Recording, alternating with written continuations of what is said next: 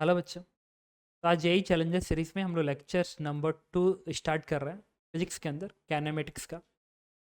और first lecture में हमने प्रोजेक्टाइल मोशन और रेक्टिलिनियर का मिक्स प्रॉब्लम स्टडी किया था।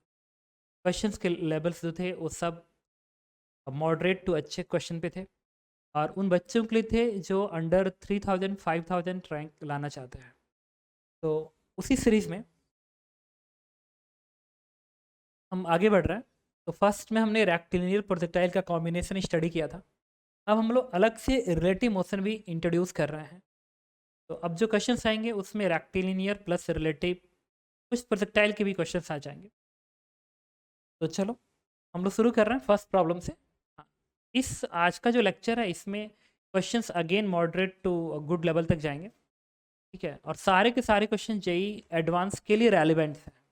ये मान के ही चलना कि रेलिवेंट है, कंप्लीटली रेलिवेंट है। क्वेश्चन नंबर 1 कह रहा है कि one has to throw a particle from one side of fix sphere in the diametrically plane of another side such that it just grazes the sphere. Minimum possible speed for this, find alpha and beta. ठीक है, sphere है, आपने यहाँ से u speed से इसको project किया है। कह रहा है इस u की मिनिमम वैल्यू क्या होनी चाहिए ताकि ये पार्टिकल इस स्फीयर को ग्रेज कर सके। रिपीट कर रहा हूँ, क्वेश्चन मॉडरेट लेवल पे है और सॉल्व करना है। तो सबसे पहले इसका डायग्राम बनाते हैं इस तरीके से, बना लिया। अब अगर आप पार्टिकल को प्रोजेक्ट कर रहे हो तो इस तरीके से जस्ट ग्रेज, उसने एक लाइन लिखी है, जस्ट ग्रेजेस द स्फीयर। तो स्फीयर मैं एक बार बनाता हूँ इस पर ताकि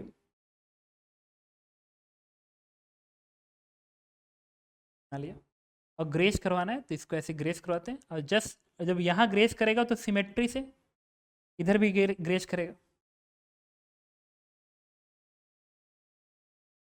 इधर भी ग्रेज करेगा।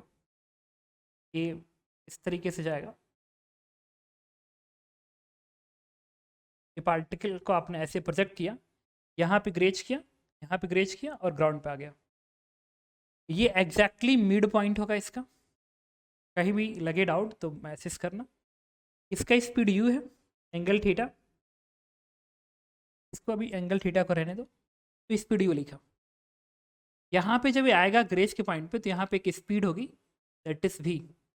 इस एंगल को मैंने थीटा बोल दिया।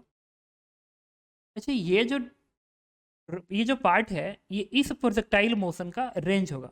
This length is the range of this path. अच्छा, ये लेंथ कितना होगा ये कैलकुलेट करना है। तो इसके सेंटर को मैंने इससे मिला दिया। अच्छा, ग्रेज करने का मतलब क्या है कि ये जो लाइन है इस पे परपेंडिकुलर होगी, तो ये है 90 डिग्री। तो अगर ये थीटा है और ये पूरा 90 है तो this is 90 minus theta, this is 90, this angle will be theta. तो ये जो डिस्टेंस आएगा this is R sine theta. अगर ये आर है और ये थीटा है तो बनेगा आर साइन थीटा। यहाँ से यहाँ तक का रेंज क्या आएगा, that is 2r sine theta. क्यों? क्योंकि ये R sine theta then total is 2r sine theta. इस प्रोजेक्टाइल का रेंज है तो आप क्या लिखेंगे, v का square sine 2 theta and divide by g. अब इसको एक्सपेंड कर दीजिए तो आएगा v का square 2 sine theta into cos theta and divide by g. एक बार फिर रिपीट कर रहा हूँ। इस सीरीज़ में, आज की सीरीज़ में आपको सारे क्वेश्चन मॉडरेट्स रहेंगे और कुछ अच्छे लेवल के भी मिलेंगे। एकदम पेशेंस से देखो, एकदम यही रेलिवेंट है। काइनेमेटिक्स आपको 3 लेक्चर से इतने क्वेश्चन मिल जाएंगे कि आप प्रॉपरली काइनेमेटिक्स का प्रिपरेशन कर लें। तो यहाँ से इसको इक्वेट किया तो 2 साइन थीटा इसको कट कर दे देगा। यहाँ से v स्क्वायर कॉस थीटा की वैल्यू मिल गई। v square cos theta is nothing but r into g. Equation number 1, ठीक है, ये निकाल लिया। अब मैं यहाँ से यहाँ तक प्रोजेक्टाइल मोशन लगाऊंगा, यहाँ से लेके यहाँ तक। तो यहाँ की फाइनल वेलोसिटी क्या है, v है। तो सीधे आप लिख सकते हैं v का स्क्वायर इज इक्वल्स टू यहाँ की इनिशियल वेलोसिटी u है, u का स्क्वायर माइनस 2g इंटू जी के डायरेक्शन में डिस्प्लेसमेंट। तो जी के डायरेक्शन में डिस्प्लेसमेंट पार्टिकल यहाँ था और आया यहाँ पे, जी का डायरेक्शन डिस्प्लेसमेंट ये पूरा हुआ ना, दिस इज दिस। अच्छा अगर ये आर है, ये भी आर है, तो ये दूरी क्या होगी, R cos theta. This is R and this is theta, then this is R cos theta और ये भी है आर, तो whole distance becomes R plus R cos theta, लिख सकते हैं। सही है। अब आप क्या करो, यहाँ से भी स्क्वायर की वैल्यू जो आएगी उठा के आप यहाँ पर रख दो, ये हो जाएगा आर जी अपान कॉस थीटा। इसको उठा के मैंने इसके सामने रख दिया, this is R G upon cos theta. मैं यहाँ से u निकालने जा रहा हूँ, यहाँ से u की जो वैल्यू आएगी, देखिए अगले लाइन में लिखूंगा, तो u का square is nothing but, u का स्क्वायर इज, इस gr को इधर भेज दीजिए, ये बनेगा 2gr प्लस प्लस ये माइनस 2gr कॉस थीटा इस साइड में आएगा, ये बनेगा plus 2gr cos theta, 2gr cos theta और rg कॉस थीटा, rg अपान कॉस थीटा। इस पूरे इक्वेशंस को मैं दोबारा लिख सकता हूँ, यहाँ से u का वैल्यू यहाँ से कॉमन निकाल सकता हूँ क्या, मैं rg का टर्म कॉमन निकाल सकता हूँ, तो ये बन गया 2gr प्लस rg कॉमन, ये बनेगा 2 cos theta 1 plus cos theta. 2gr रहने दिया, यहाँ से rg कॉमन निकाला तो 2 cos theta and 1 upon cos theta. अच्छा u का स्क्वायर जो आया वो थीटा का फंक्शन है, अगर आप थीटा बदल रहे हैं u की वैल्यू चेंज होगी, थीटा बदल रहे हैं तो u की वैल्यू चेंज होगी।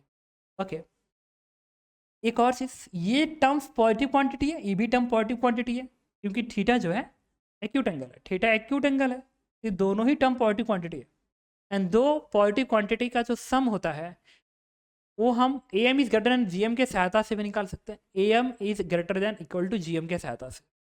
दैट मीन्स अगर मुझे u की मिनिमम वैल्यू निकालनी है तो मैं इस पर एक कंडीशन लगाने जा रहा हूँ कि सिंस ये भी पॉजिटिव है, ये भी पॉजिटिव है, तो दो पॉजिटिव का A M is always greater than equal to its G M.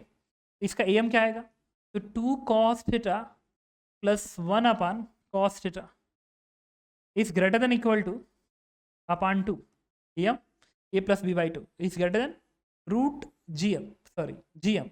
इनका जीएम क्या बनेगा, इसको मल्टीप्लाई कर दो, तो 2 cos theta into 1 by cos theta is 2। इससे प्रूफ हो क्या आ गया कि 2 cos theta plus 1 upon cos theta is nothing but greater than equal to 2 root 2। अब अगर इस u को आपको मिनिमाइज करना है, अगर u स्क्वायर की मिनिमम वैल्यू चाहिए, तो आपको इस फंक्शन की मिनिमम वैल्यू चाहिए। इस फंक्शन की जो मिनिमम वैल्यू है इस इक्वेशन से देखो, दैट इज 2 रूट 2, क्योंकि ये value greater than equal to 2 root 2 है, दैट मीन्स इस फंक्शन की मिनिमम वैल्यू 2 रूट 2 है। तो u मिनिमम जब निकालूंगा तो इसको तैसे ही रहने दूंगा, 2gr प्लस rg और इसका मिनिमा 2 रूट 2, यहाँ पे मैंने 2 रूट 2 रख दिया। अब देखिए निकालना है 2gr, यहाँ पे u स्क्वायर है तो यहाँ से u मीन की वैल्यू आ जाएगी, u मीन की वैल्यू under root of 2gr common निकाल लीजिए इसमें से, तो 2gr या rg ये बनेगा 1 प्लस रूट 2। अब कह रहा है इसको इससे कंपेयर करना है, देखो रूट अल्फा 1 होगा that means alpha is 1 and root beta root 2 है that means beta is 2, then what is the value of alpha plus beta 1 plus 2, the answer is, देखा एकदम सिंपल, इसको एवरेज लेवल कहोगे, मॉडरेट लेवल है, ठीक है। और जेई कैनमेट प्रोजेक्टाइल के लिए बड़ा अच्छा क्वेश्चन है, आप समझ रही होंगे कैसे मैंने अटैम्प्ट किया, ठीक है। ओके, अब हम अटैम्प्ट करेंगे सेकेंड क्वेश्चन।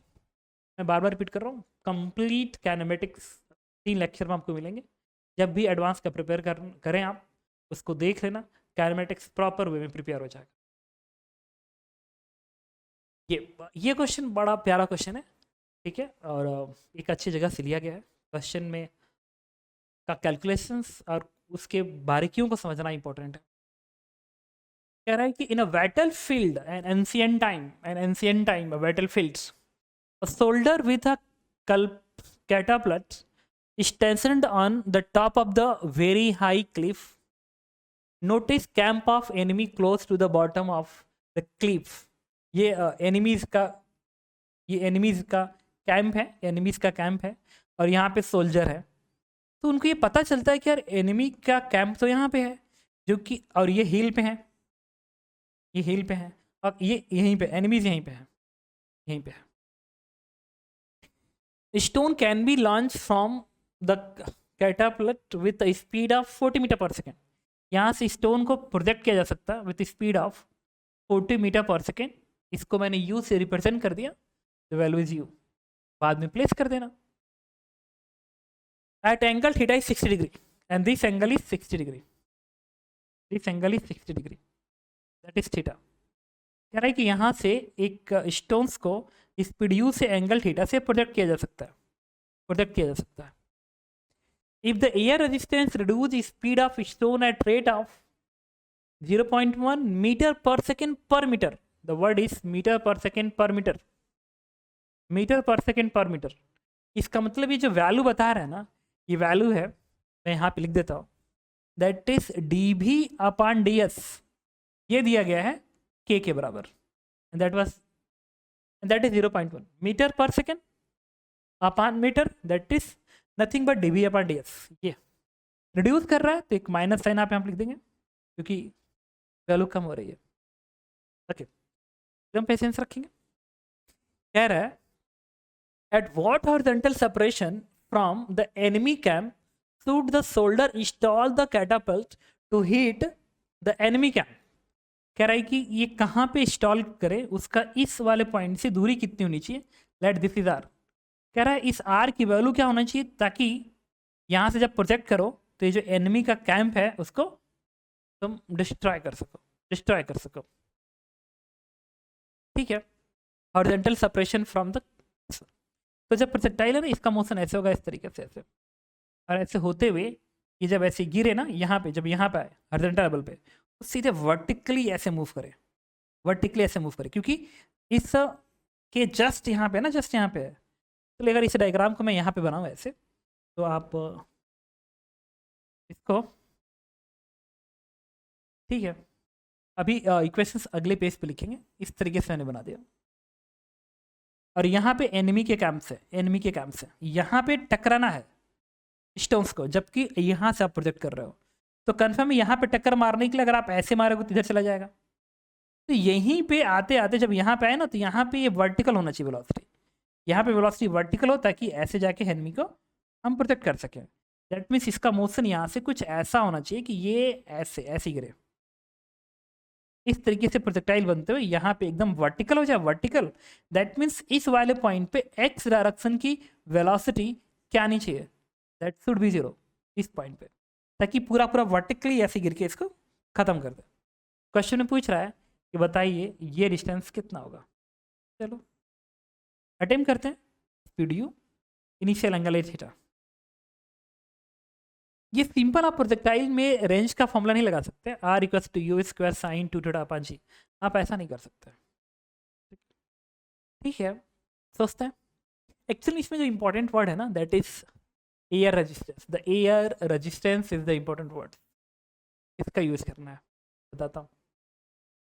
इसको अगले पेज पे लेके चलते हैं समझने के लिए। इस तरीके से था, और मान लो यहाँ से आपने प्रोजेक्ट किया और ये ऐसे होके वर्टिकल गिर रहा है।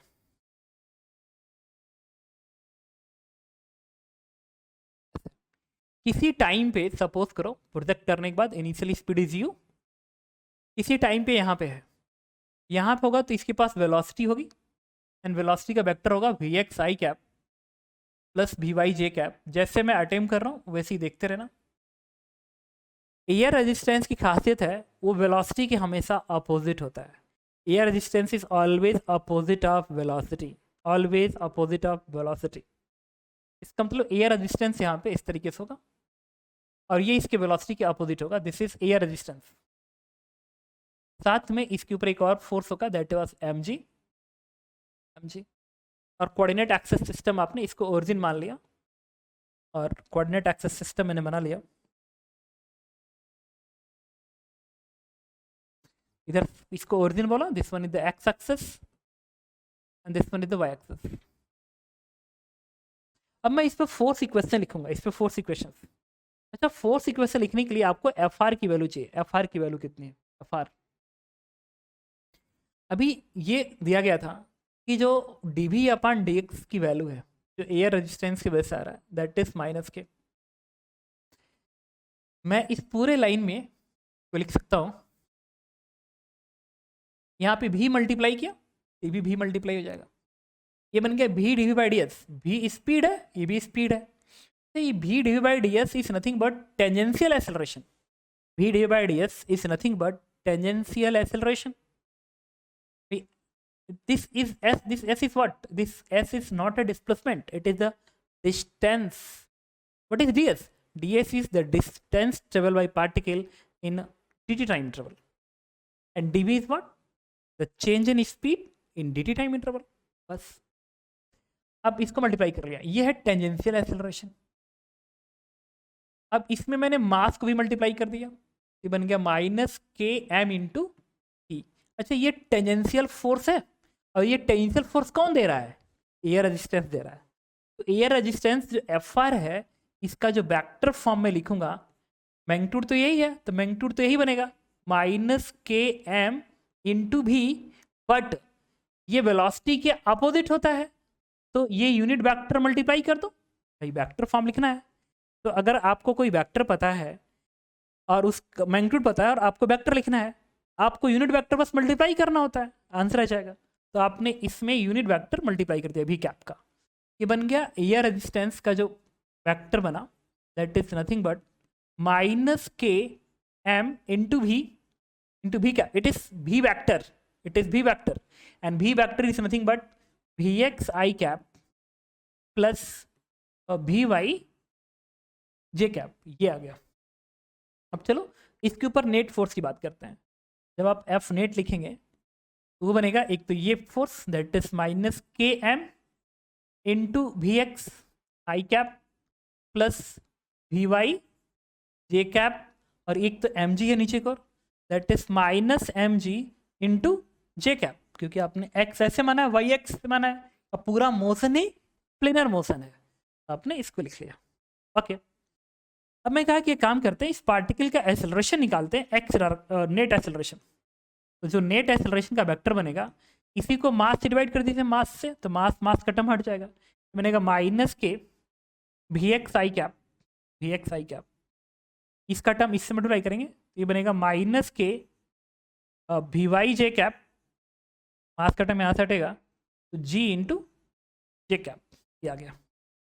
मतलब ये जो पार्टिकल इसके अंदर मोशन कर रहा है, उसका एक्सेलरेशन का फंक्शन ये है, ये है। तो अब एक काम करते हैं, मैं एक्स डायरेक्शन का एक्सेलरेशन में इंटरेस्टेड हूँ, बाकी जे का कोफिशिएंट तो वाई क्या है, तो एक्स का एक्सेलरेशन जो है a x, it is nothing but minus k into भी एक्स लिख सकते हैं। अच्छा, ए एक्स की जगह पे मैं चाहूँ तो लिख सकता हूँ भी एक्स डी भी x upon D x is minus k into भी x. Any problem? I think no. Ax is bx dvx upon dx. अब यहाँ से देखो bx का टर्म कैंसिल आउट हो गया, ये इक्वेशंस कन्वर्ट हो गया, minus d v x is equal to, sorry,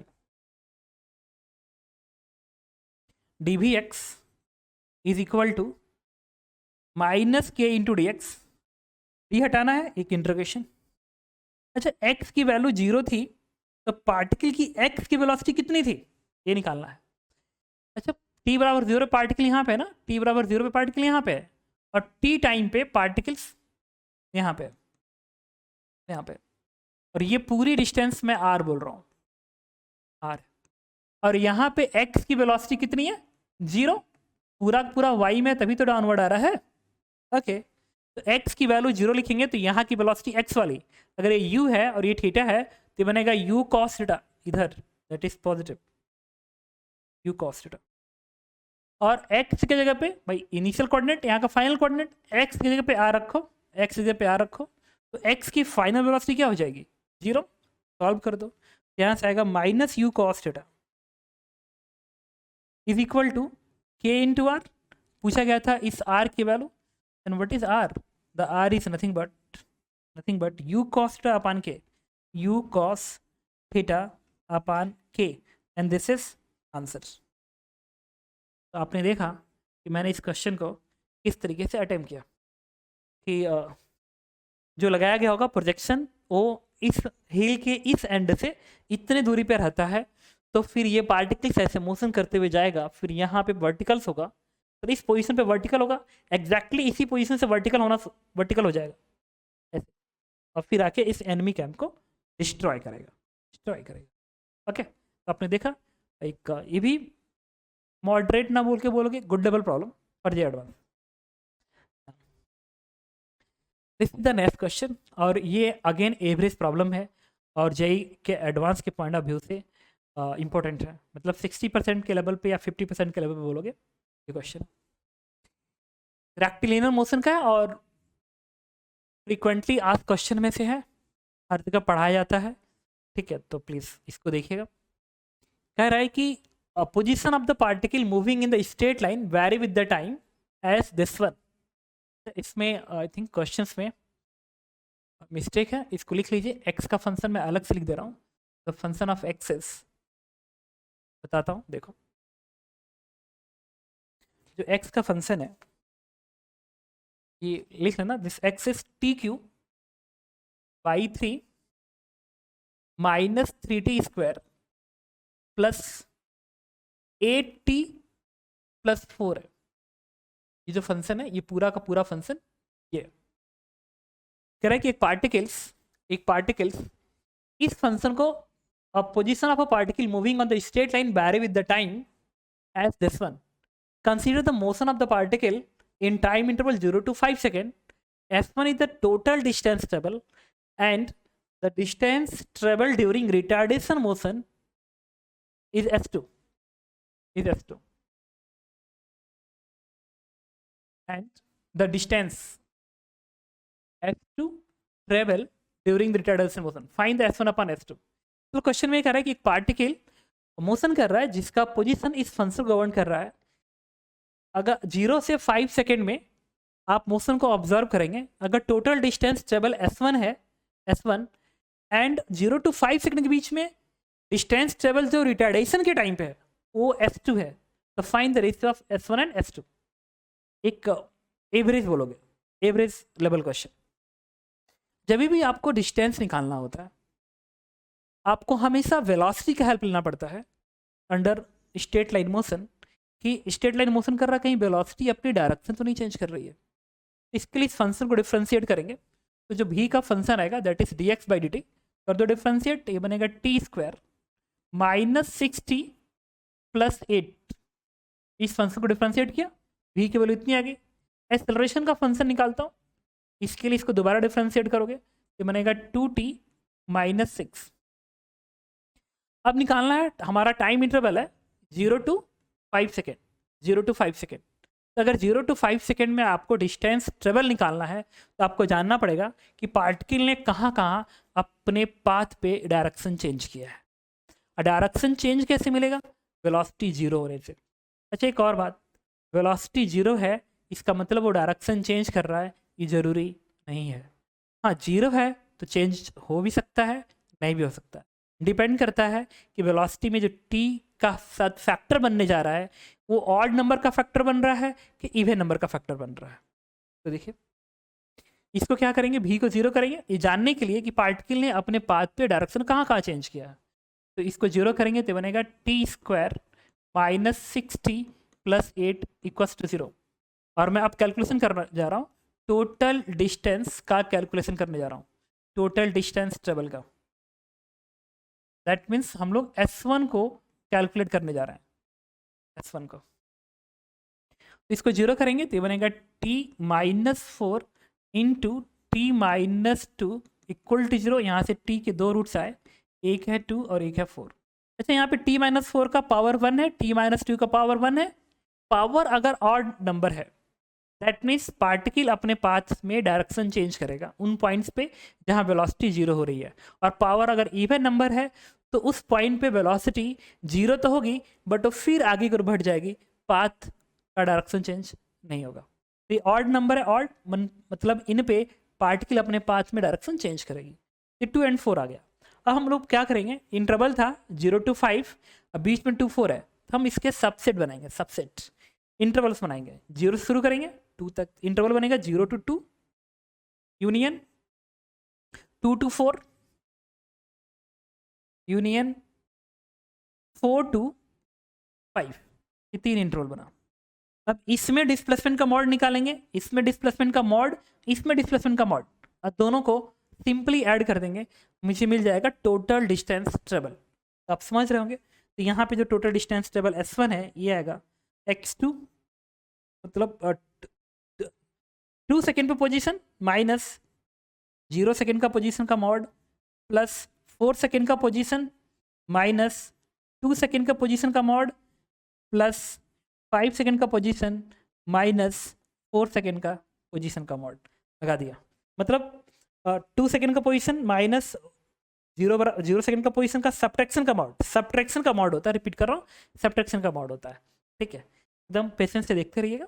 ठीक है, हम अभी भी प्यारे प्यारे क्वेश्चन में भी आएंगे, अच्छे अच्छे में भी आएंगे। जान लगे कि या क्या क्वेश्चन है। अब हमें इनके पोजीशन निकालने हैं, 0 के, 2 के, 4 के, 5 के। तो मैंने क्या किया, यहाँ पे कैलकुलेशन करूँगा।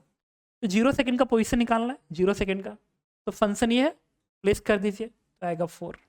फिर आपको पता करना है 2 सेकेंड का पोजीशन, x2 अगर आपको निकालना है तो t के जगह पे 2 रखेंगे, तो 2 का क्यू बाई 3 माइनस 3 इंटू 2 का स्क्वायर प्लस 8 इंटू 2 प्लस 4। इसको कैलकुलेट करेंगे, ये वैल्यू आएगी 8/3। ये 2 सेकेंड का पोजीशन कैलकुलेट करने के बाद आता है 32/3।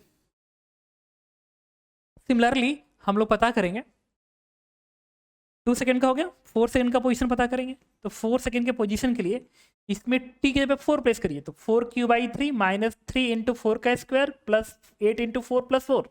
सॉल्व करने के बाद x4 की जो वैल्यू आती है दैट इज 28/3 ये आता है। 4 का हो गया, 5 का पता करना है, तो 5 सेकेंड का पोजीशन जो आएगा इसमें 5 प्लेस करिए, 5/3 minus 3 into 5 square plus 8 into 5 plus 4। Solve करेंगे, सॉल्व करने के बाद ये वैल्यू आती है 32/3। ये x5 का पोजीशन है 32/3 और x4 का पोजीशन है 28/3 और x2 का पोजीशन है 32/3 और x0 का पोजीशन है 4। अब उठा के इसमें रख देंगे, जैसे रखेंगे आपको वैल्यू मिलेगी। मैं यहाँ पे कैलकुलेट कर ले रहा हूँ।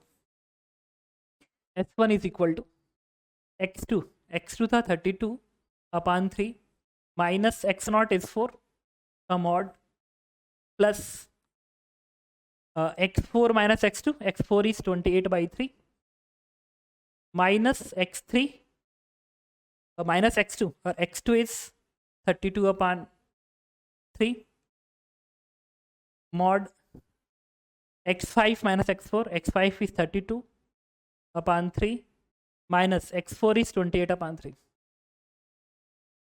देखो ये टर्म तो पॉजिटिव आ रहा है, ये टर्म नेगेटिव आ रहा है, एंड दैट्स वाई मैंने मॉड लगाया, क्योंकि इस वाले में वो पार्टिकल वापस लौट रहा होगा। जैसे सॉल्व करेंगे इसकी वैल्यू आती है 28/3।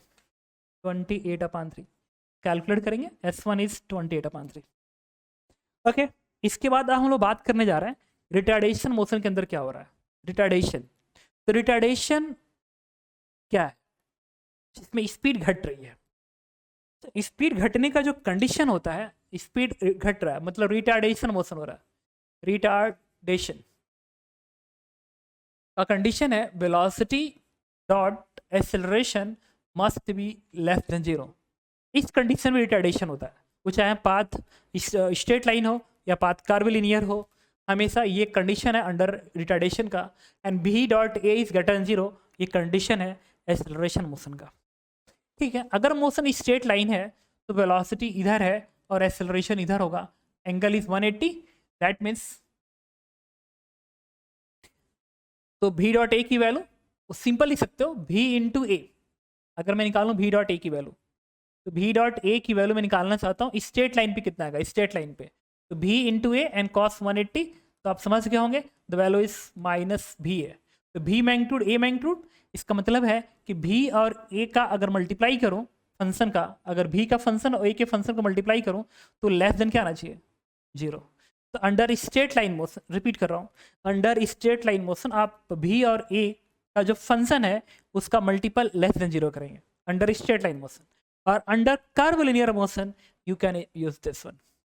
तो वेलोसिटी का फंक्शन आपने निकाला था, देखिए and that was T square minus 60 plus 8, उठा के यहाँ पर दीजिए, टी स्क्वायर माइनस 60 प्लस 8, ये वेलोसिटी का फंक्शन है। एक्सेलरेशन का फंक्शन मैंने बताया था आपको 2t माइनस 6, 2t माइनस 6, तो इसको रखिए 2t minus 6 and that is less then 0। यहाँ से 2 का टर्म निकलेगा, इनइक्वालिटी से उस साइड में चला जाएगा, ये बनेगा t minus 4 into t minus 2 into t minus 3 is less then 0। अब आप डायग्राम बनाएंगे, यहाँ पे 2 रखेंगे, यहाँ पे 3 और अगला पॉइंट है 4।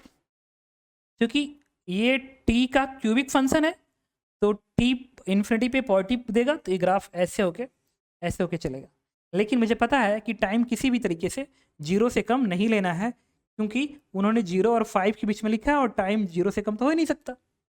अब ये जो लेस देन 0 है वो यहाँ पे है, यहाँ पे है, ऊपर पॉजिटिव ऊपर पॉजिटिव। दैट मीन्स कौन सा ऐसे इंटरवल है जिसमें ये वैल्यू नेगेटिव है, 0 to 2। इसका मतलब आपको जो निकालना है S2 वो कुछ और नहीं होगा, it is mod of x2 minus 0, इसमें नेगेटिव है तो 2 का पोजीशन माइनस 0 सेकेंड का पोजीशन का मॉड प्लस 3 और 4 में रिटार्डेशन है, 3 और 4 में ये बनेगा x4 माइनस x3 का mod, it is the S2। अब देखिए आप x0 निकाल चुके हैं, x0 वाज, बैक पेज से कैलकुलेट करते हैं, x0 0 सेकेंड का जब पोजीशन था दैट वाज 4 रख दीजिए। क्या क्या कैलकुलेट कर चुके हैं वो निकाल लेते हैं। आप x4 निकाल चुके हैं, x4 की वैल्यू आई थी, देखिए x4 था आई थिंक 28/3, 28/3, तो 28/3 आ गया। अब x3 निकालना बाकी है आपको, और x2 भी तो चाहिए हमें, x2 भी आप ऑलरेडी निकाल चुके हो। देखो x2 कितना था 32/3, x2 इज 32/3, 32/3। अब बच गया x3 का कैलकुलेशन करना बाकी है। तो x3 के लिए जो x का फंक्शन है ना, x का फंक्शन इसमें t के पे 3 रखो, 3 का क्यू बाई 3 माइनस 3 इंटू 3 का स्क्वायर प्लस 8 इंटू 3 प्लस 4। तो कैलकुलेट करने के बाद जो x3 आता है वो है 10, ये 10 आता है। अभी पूरी वैल्यू उठा के इसमें रखेंगे तो x2 आएगा, तो x2 is 32/3 minus x0 is 4 का मॉड प्लस x4 आया है आपका 28/3 माइनस x3 इज 10। कैलकुलेट कर लीजिए, ये पूरी वैल्यू जो कैलकुलेट करेंगे तो आपका आएगा, this is the S2 is 22/3, this is 22/3। उन्होंने कहा था कि S1/S2 की वैल्यू बताइए। S1 आप निकाल चुके हैं और वो था S1 28/3, आप देख रहे हैं 28/3, तो 28/3 and divide by 22/3, now value is 14/11 and this is answer। तो ये क्वेश्चन एवरेज लेवल में है जेईई एडवांस के पॉइंट ऑफ व्यू से, बट ये भी ज़रूरी है क्योंकि कुछ बेसिक कॉन्सेप्ट्स हैं जिसको जानना ज़रूरी था या रिवीजन ज़रूरी है। ओके, इसके बाद हम लोग नेक्स्ट प्रॉब्लम पे आते हैं 10 पर। ये क्वेश्चंस एक अच्छा क्वेश्चन है, मतलब इसको आप एबव द मॉडरेट लेवल रखेंगे, मतलब बहुत गुड लेवल, ठीक है, गुड लेवल। ये जे एडवांस की गुड लेवल पे है। क्वेश्चन कह रहा है देखो कि 2 car A and B simultaneously start a race, 2 car A and B simultaneously start a race, velocity v of the car A vary with the time,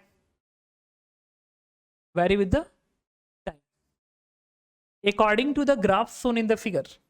इस ग्राफ के अकॉर्डिंग वेलोसिटी वैरी कर रहा है कार ए का इसके according vary कर रहा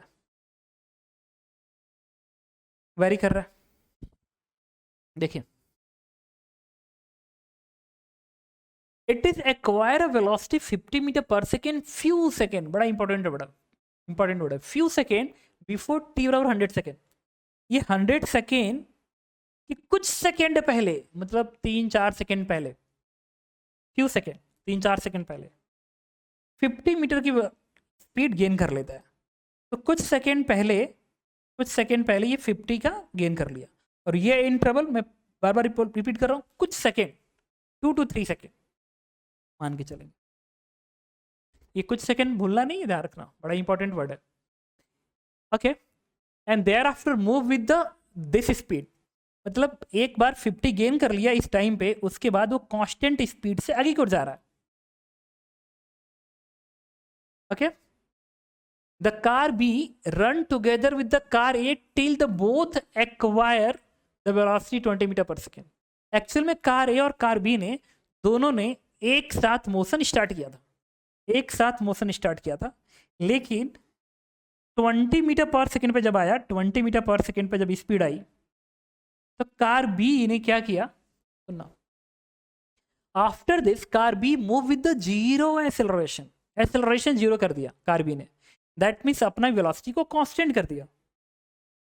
and 1 second, for 1 second, देखो सिर्फ 1 सेकेंड के लिए अपनी वेलोसिटी कांस्टेंट की।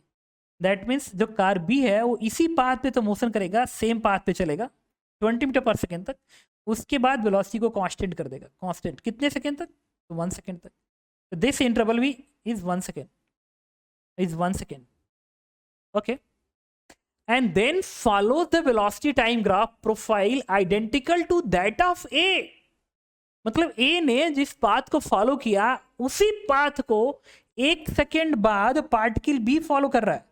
मतलब इस पॉइंट तक दोनों का पाथ तो एग्जैक्टली सेम था, लेकिन 1 सेकेंड तक बी कांस्टेंट स्पीड से चलने के बाद दोबारा इसी प्रोफाइल को फॉलो कर लिया। मतलब कि अगर मैं इसको अपने हाथ से पकड़ूं और ऐसे शिफ्ट कर दूं, यहाँ पे शिफ्ट कर दूं, ऐसे हाथ से पकड़ो इसको और ऐसे शिफ्ट कर दो, सेम प्रोफाइल फॉलो कर रहा है, सेम प्रोफाइल। तो जैसा स्लोप यहाँ पे वेरिएशन आ रहा स्लोप का, वैसे ही वेरिएशन यहाँ से भी स्लोप का आएगा, स्लोप का वेरिएशन एग्जैक्टली सेम बनेगा, एग्जैक्टली सेम। तो मुझे बताना कि जिस टाइम पे कार ए ने 50 अटेंड किया है, इस टाइम पे अटेंड किया है, इस टाइम पे कार ए ने स्पीड 50 अटेंड किया है, तो ये जो कार बी है वो इसी स्पीड को दोबारा कब अटेंड करेगा, कार ए के 1 सेकेंड बाद ना, ये भी तो इंटरवल 1 सेकेंड का ही आएगा, 1 सेकेंड का, क्योंकि एग्जैक्टली उसी प्रोफाइल को अपने हाथ से पकड़ के इधर शिफ्ट कर दिया, ऐसे खींच के ऐसे शिफ्ट कर दिया। तो इसी को हाथ से पकड़ा, हॉरिजॉन्टल शिफ्ट, हॉरिजॉन्टल ऊपर की प्रोफाइल को अपने हॉरिजॉन्टली शिफ्ट कर दिया।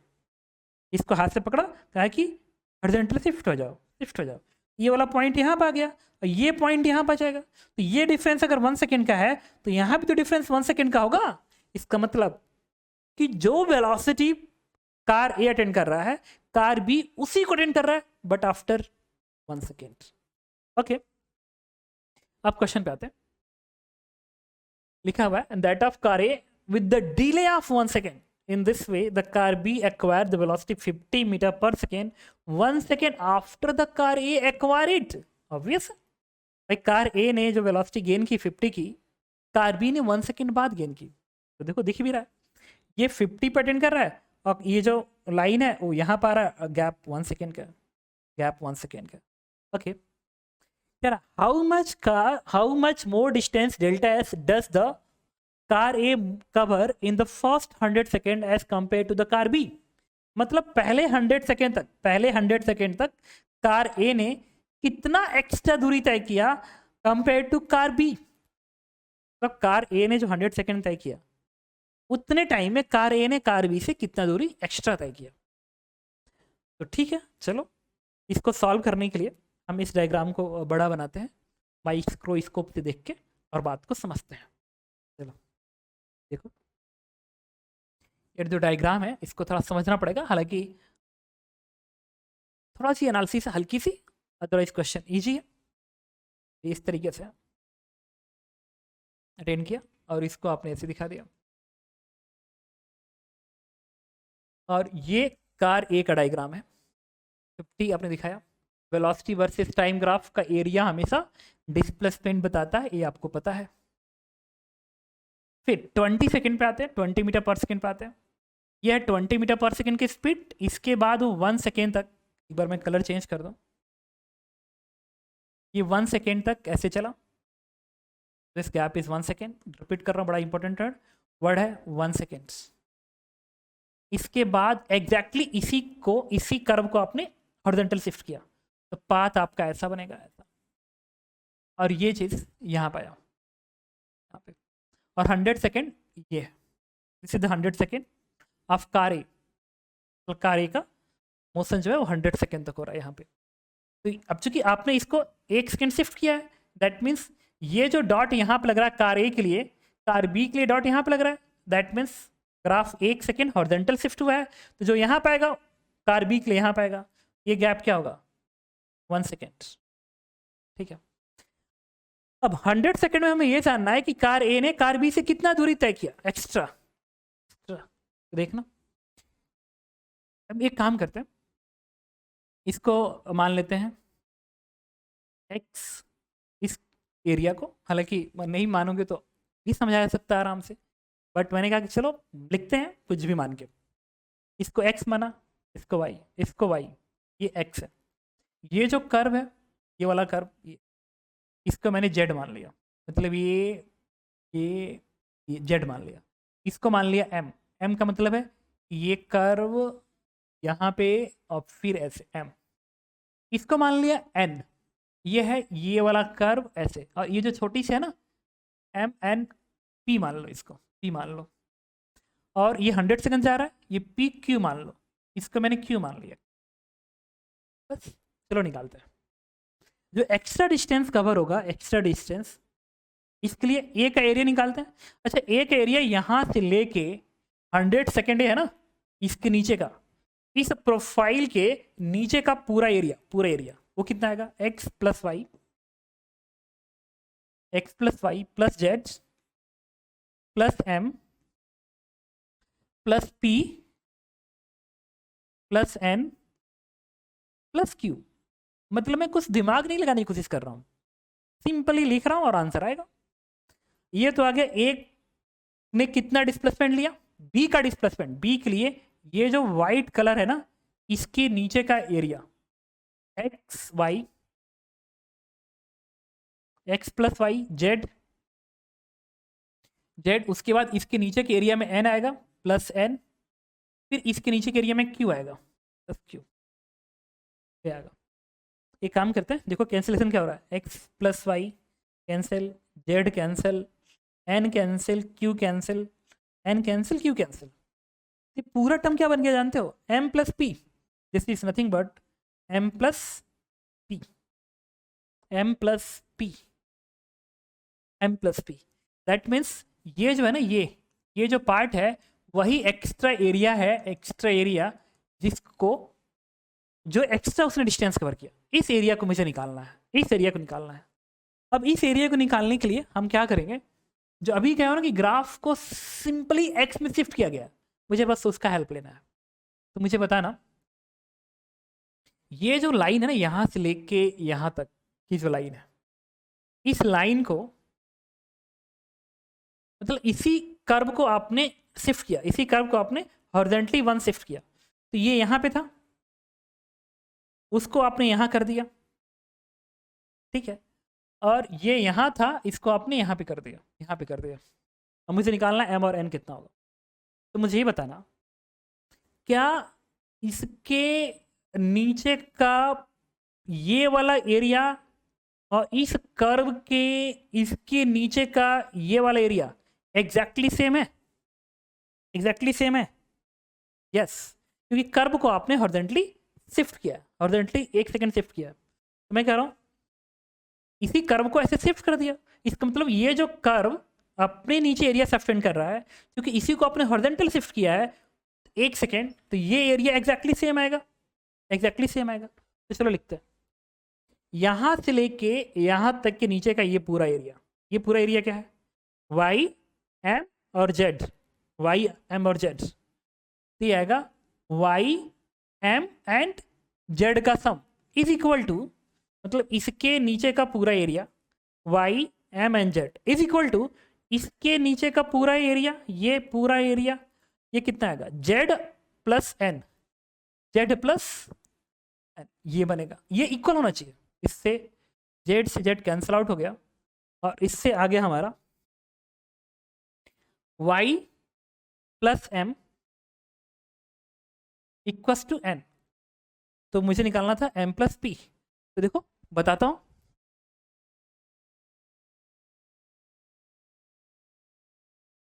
ओके। तो देखिए अब मैंने क्या किया कि ये m प्लस पी है, यहाँ से m निकालो, m आएगा n माइनस वाई, m आएगा n माइनस वाई, उठा के यहाँ पे रख दो। तो m की जगह पे n minus y plus p, ये पूरा इक्वेशंस बन गया n plus p minus y. देखो n plus p minus y, n plus p क्या है? अच्छा n प्लस पी है, n प्लस पी, ये पूरा एरिया कितना होगा? ये है 50, ये लेंथ है 50 और ये लेंथ है 1। ये जो पूरा एरिया आएगा ना, ये पूरा एरिया जो आएगा दैट इज 50 इंटू 1, ये बनेगा 50 into 1 that is 50 minus y, y ये एरिया, अगर ये 20 है, ये 1 है, ये 20 है 1, तो ये बनेगा 20, यहाँ पे 20 रख दीजिए, value becomes 30, answer is 30 metre. तो ए ने बी से जो एक्स्ट्रा एरिया तय किया और distance that is 20 metre, answer is third part. आपने देखा एक लकी क्वेश्चन देखने में लग रहा था कितना टिपिकल है, बट बड़ा इजीली हैंडल हुआ। पेशेंस रखेंगे हमेशा इजीली सॉल्व होगा। ये है नेक्स्ट क्वेश्चन, मैं रिपीट कर रहा हूँ दोबारा, ये जो क्वेश्चन है ये अगेन एवरेज लेवल पे है, अभी हम लोग एवरेज लेवल पे ही चल रहे हैं फिलहाल, और बट फ्रीक्वेंटली आस्क्ड क्वेश्चन है में से है, तो बस जस्ट फॉर रिवीजन है और ये तुरंत सॉल्व हो जाएगा। The maximum possible acceleration of a train starting from the rest and moving on the straight line with इतना and maximum possible retardation is इतना, मतलब जो एक्सेलरेशन की मैक्स वैल्यू है, मैक्स वैल्यू दैट इज +10, और retardation की जो max value है रिटार्डेशन की, उसको बीटा से रिप्रेजेंट कर दो, इसको अल्फा से। बीटा की जो मैक्स वैल्यू है वो 5 मीटर पर सेकेंड स्क्वायर है, बट रिटार्डेशन है, और throughout the motion the maximum speed of the train is 70 metre per second, V max is 70 metre per second. कह रहा है कि minimum time in which the train can complete journey of 1000 metre ending at rest is इतना, find alpha, find alpha. देखो हम लोग क्या करेंगे, सबसे पहले VT डायग्राम बनाएंगे। एक चीज पढ़ा जाता है आपको, कहा जाता है कि अगर क्वेश्चन के अंदर एक्सेलरेशन और रिटार्डेशन कांस्टेंट है तो ऐसे क्वेश्चन को हमेशा VT डायग्राम से सॉल्व करो, बड़ा इजीली हैंडल होता है, बड़ा इजीली। तो चूंकि एक्सेलरेशन कांस्टेंट्स है तो मैं VT डायग्राम यूज करूंगा, लेकिन इसमें प्रॉब्लम ये है कि जो ग्राफ बनेगा वो क्या ऐसा बनेगा एक्सेलरेट हो रिटार्ड हो जाए, या ऐसा ना बन के ऐसा बने फिर ऐसा बने, मतलब कुछ समय तक एक्सेलरेट होगा फिर कांस्टेंट वेलोसिटी फिर कांस्टेंट रिटार्डेशन, इन दोनों में से कौन सा कर्व बनेगा? जब भी ऐसी दिक्कत आए कि दोनों में से कौन सा कर्व बनेगा, तो आपको किसी एक को एजम्पशन मानना पड़ेगा और उसको आपको वेरीफाई करना पड़ेगा। इसका मतलब ये है कि क्या थ्रू आउट द मोशन इस पार्टिकल ने अपनी मैक्सिमम वेलोसिटी अटेंड कर पाया कि नहीं कर पाया? The question is this one, through out the motion इस पार्टिकल ने अपनी मैक्सिमम स्पीड को अटेंड कर पाया कि नहीं कर पाया, ये क्वेश्चन है। जब भी ऐसा है कि मैक्सिमम स्पीड अटेंड कर पाया कि नहीं कर पाया, एज्यूम कर लो कि यस कर पाया, बाद में उसको वेरीफाई करेंगे। मैंने क्या किया, इसको ऐसे स्टेट दिखाया फिर ऐसे दिखाया और माना कि इतने टाइम इंटरवल तक इसने कांस्टेंट वेलोसिटी अटेंड की एंड दैट वाज T2, ये T2 है। अब इसको सॉल्व करेंगे, सॉल्व करने के बाद T2 की न्यूमेरिकल वैल्यू पता करेंगे। अगर T2 की वैल्यू पॉजिटिव आती है तो यस इसने उस कांस्टेंट स्पीड को अटेंड किया, और अगर T2 की वैल्यू निगेटिव आती है तो हम ये कहेंगे कि देखो ये ग्राफ अब नहीं चलेगा, क्योंकि T2 निगेटिव इस बात को कंफर्म कर रहा है कि अपनी मैक्सिमम स्पीड अटेंड नहीं करेगा। तो फिर ग्राफ कैसा बनेगा? ऐसा बनेगा, फिर सॉल्व कर देंगे, आ जाएगा आंसर। ओके देखिए, तो शुरुआत करते हैं मानते हुए कि कांस्टेंट को अटेंड किया, स्पीड मैक्सिमम 70 है, आपने 70 रख दिया, ये वाला एंगल θ1 है एंड दिस एंगल इज θ2। इस टाइम को मैंने T1 बोल दिया, दिस टाइम इज T3। अब कोई पूछे कि टोटल जर्नी, तो T1 plus T2 plus T3, but ये आंसर सही होने के लिए T2 को पॉजिटिव होना पड़ेगा। तो इस ट्रायंगल का हेल्प लेते हैं। वेलोसिटी वर्सेस टाइम ग्राफ का स्लोप एक्सेलरेशन होता है। इस स्ट्रेट लाइन का जो स्लोप है दैट वाज 10, लिखोगे 10 is equal to this length upon this length, ये लेंथ 70 है, 70 एंड दिस इज T1, तो आप लिखेंगे 70 अपॉन T1। इससे T1 की क्या वैल्यू आएगी, दैट इज 7। सिमिलरली इस ट्रायंगल में tan थीटा 2 रिटार्डेशन है, तो tan थीटा 2 इज 5 क्योंकि रिटार्डेशन था, is equal to this length upon this length, तो 570 अपॉन T2, इससे T2 का T3, इससे T3 की वैल्यू आएगी 14। और आपको पता है इस ग्राफ का जो एरिया है वो 1000 होना चाहिए, तो आप 1000 लिखिए, 1000, तो 1000 is equal to half, area निकालना है ना ट्रेपेजियम के area, half perpendicular is 70 into sum of parallel sides, तो this length plus this length, ये T2 है, तो आप लिखेंगे T2 plus this length is T1 जो कि 7 आया था, plus this length is T3 जो कि 14 आया था, plus this length is T2। बस इसको सॉल्व करके T2 चेक करना पड़ेगा। सॉल्व करने के बाद जो T2 की वैल्यू आती है, इसको एक बार कैलकुलेट कर देखो T2 की वैल्यू कितनी आती है, तो बताता हूँ। इसको मैंने कैलकुलेट करके रखा है, इस T2 की वैल्यू है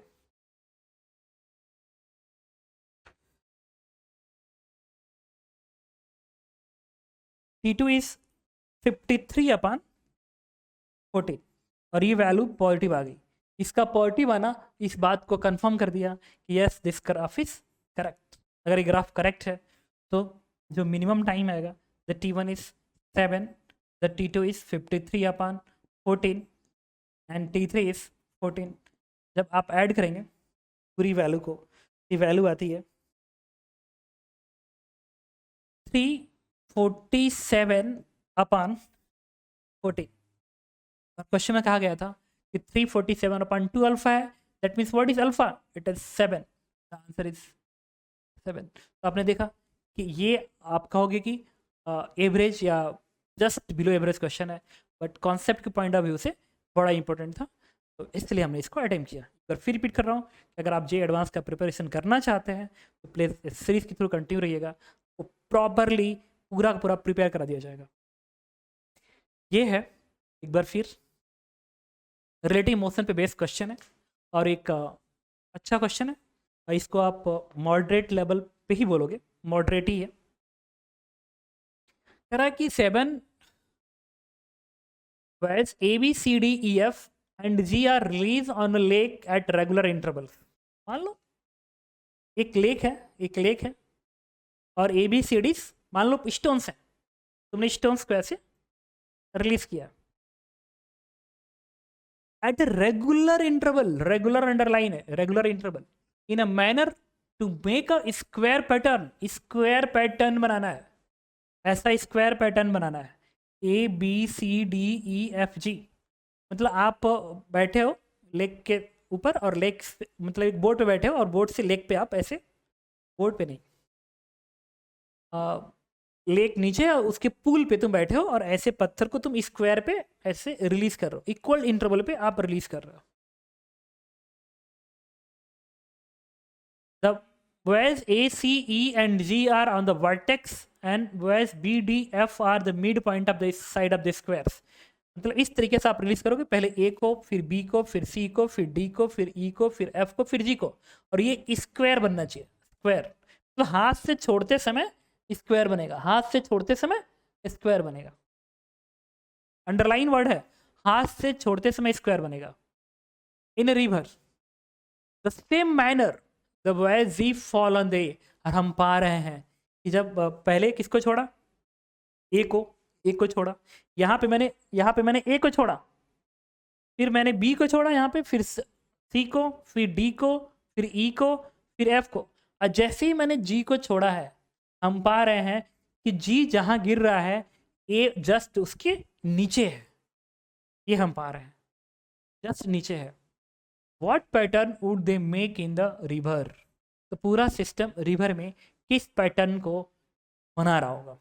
ठीक है, ये 4 ऑप्शन से मार्क करना है। देखिए अब मैं आपको बताता हूँ इस चीज़ को। सपोज करो सबसे पहले आपने किसको छोड़ा, ए को छोड़ा t बराबर 0 पे, ठीक है। तो b को छोड़ेंगे तो अगले t इंटरवल बाद छोड़ेंगे, अगले t इंटरवल बाद, तो b को छोड़ा t इंटरवल पे, 0 पे a को छोड़ा, b को t पे। इसका मतलब a ने कितना टाइम ट्रेवल कर लिया जब b को आप रिलीज कर रहे हैं, t। उसके बाद आपने c को छोड़ा तो a ने कितना टाइम ट्रेवल कर लिया जब c को रिलीज कर रहे हैं, तो 2t। फिर आपने d को छोड़ा तो a ने कितना टाइम ट्रेवल कर लिया, 3t। जब आप e को छोड़ रहे हैं तो a ने कितना ट्रेवल कर लिया, 4t। उसके बाद आपने f को छोड़ा तो एक ने कितना टाइम और ट्रेवल कर लिया, 5t। अब आप g को छोड़ रहे हैं, दैट मीन्स a ने कितना ट्रेवल कर लिया, 60। अगर इक्वल टाइम इंटरवल का गैप है तो मैं ये कहूँगा कि जिस वक्त g रिलीज हो रहा है, अंडरलाइन वर्ड, जिस वक्त g रिलीज हो रहा है a ने 60 का टाइम ट्रेवल कर लिया, ले लिया। b ने 5t का टाइम लिया होगा, c ने 40 का टाइम लिया होगा, d ने 3t का टाइम लिया होगा, e ने 2t का टाइम लिया होगा और f ने t का टाइम लिया होगा, और ये जस्ट रिलीज हुआ है उस टाइम पे। अगर मैं कहूँ कि रिवर की वेलोसिटी लेट्स vr है, तो जिस वक्त g रिलीज हुआ है उस समय अगर इसने 60 टाइम ले लिया, और क्वेश्चन में कहा गया है कि g fall on a, g a के ही ऊपर गिरता है, दैट मीन्स रिवर ने क्या किया, इस a को कैरी करके यहाँ ला दिया। तो अगर ये स्क्वायर है जिसका साइड लेंथ a है, let's this side length is a, ये साइड लेंथ a है, अगर साइड लेंथ a है और रिवर की वेलोसिटी vr है, तो क्या मैं लिख सकता हूँ कि speed into time vr into 60 must be equal to a। River की वेलोसिटी से ये a जा रहा है 60 टाइम में, ये दूरी कवर करेगा, सो दैट g और a एक दूसरे पे गिरेंगे। ये इक्वेशंस याद रखेंगे। चलो यहाँ से मैं v की वैल्यू निकाल लो, एक बार vr निकाल लो ताकि कैलकुलेशन इजी कर लेंगे। vr की value I that is a/60, ये याद रखना है। अब मैं डायग्राम बनाने जा रहा हूँ यहाँ पे, देखना। अच्छा, a और g एक दूसरे के ऊपर है, तो यहाँ पे दिखा दो a, यहाँ दिखा दो g। रिवर में तो दोनों एक दूसरे के ऊपर है। अच्छा ठीक है, b को, भाई g को तो यहाँ छोड़ा गया था, a को यहाँ पे, बट दिखा यहाँ पे, लेकिन b को तो यहाँ पे छोड़ा, तो b ने कितना दूरी तय किया होगा, इधर कितना डिस्टेंस तय किया होगा। जो b ने डिस्टेंस कवर किया होगा उसको मैं यहाँ बना रहा हूँ, b ने डिस्टेंस ट्रेवल किया, उसको यहाँ लिख लो, b ने कितना डिस्टेंस कवर किया। तो वेलोसिटी vr a/60 और कितना टाइम लिया, 5t, ये हो गया 5a/6। इसका मतलब इसने 5a/6 ट्रेवल किया, ये टोटल दूरी a है, अब 5a/6 ट्रेवल किया। इस वर्टिकल लाइन से कितना डिस्टेंस इधर होगा, दैट इज a/6, क्योंकि a है, ये 5a/6, ये डिस्टेंस होगा a/6। Got it, total distances. Okay, तो टोटल डिस्टेंसेस a और ये 5a/6 है, तो ये क्या बनेगा, capital A minus 5a/6 that is a/6। a/6 पे f मतलब इस वर्टिकल लाइन से a/6 दूरी पे होगा, ये भी a/2, ये भी a/2। तो मैं ऐसे दिखाऊंगा, इस वर्टिकल लाइन पे जो मिड पॉइंट है इससे a/6 की दूरी पे क्या होगा, b होगा, this is a/6 distance, a/6। Okay, अब बात करेंगे c का। c ने कितना डिस्टेंस कवर किया, तो c का जो डिस्टेंस ट्रेवल आएगा xc, वो आएगा 40 का टाइम लिया इनटू रिवर की वेलोसिटी a/60, a/60, ये वैल्यू बन गई, t से t कटेगा 4a/6 दैट इज 2a/3,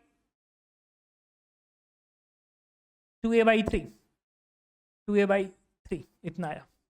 तो 2a/3 c ने इधर ट्रेवल किया, और ये टोटल दूरी a है, तो इस वर्टिकल लाइन से कितना दूरी इधर रहा होगा, तो ये पूरा a है, और 2a/3 ट्रेवल किया, तो उधर से कितना बचा, a minus 2a/3 that is a/3, that is a/3।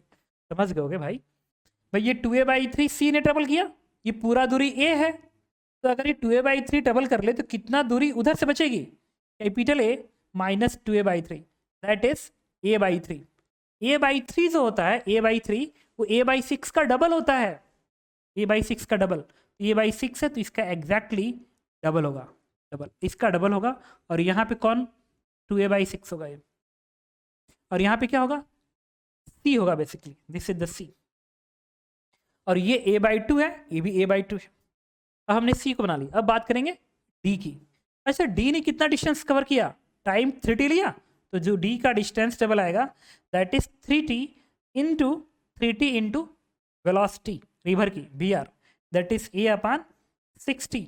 ये वैल्यू आएगी a/2, a/2।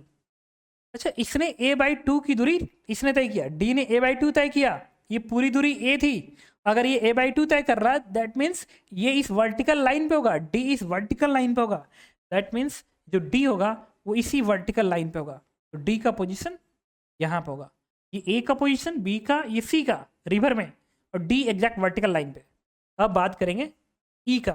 अच्छा जो e का डिस्प्लेसमेंट है e का, दैट इज e ने कितना टाइम लिया 2t, और रिवर की वेलोसिटी क्या है vr, a/60 मल्टीप्लाई कर दीजिए, इससे वैल्यू आ गई 2a/6, दैट इज 2a/6।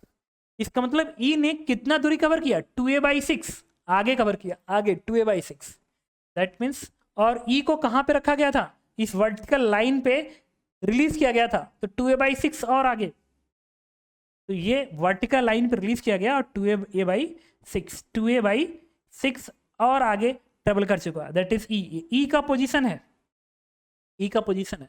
अब बात करेंगे एफ का पोजीशन।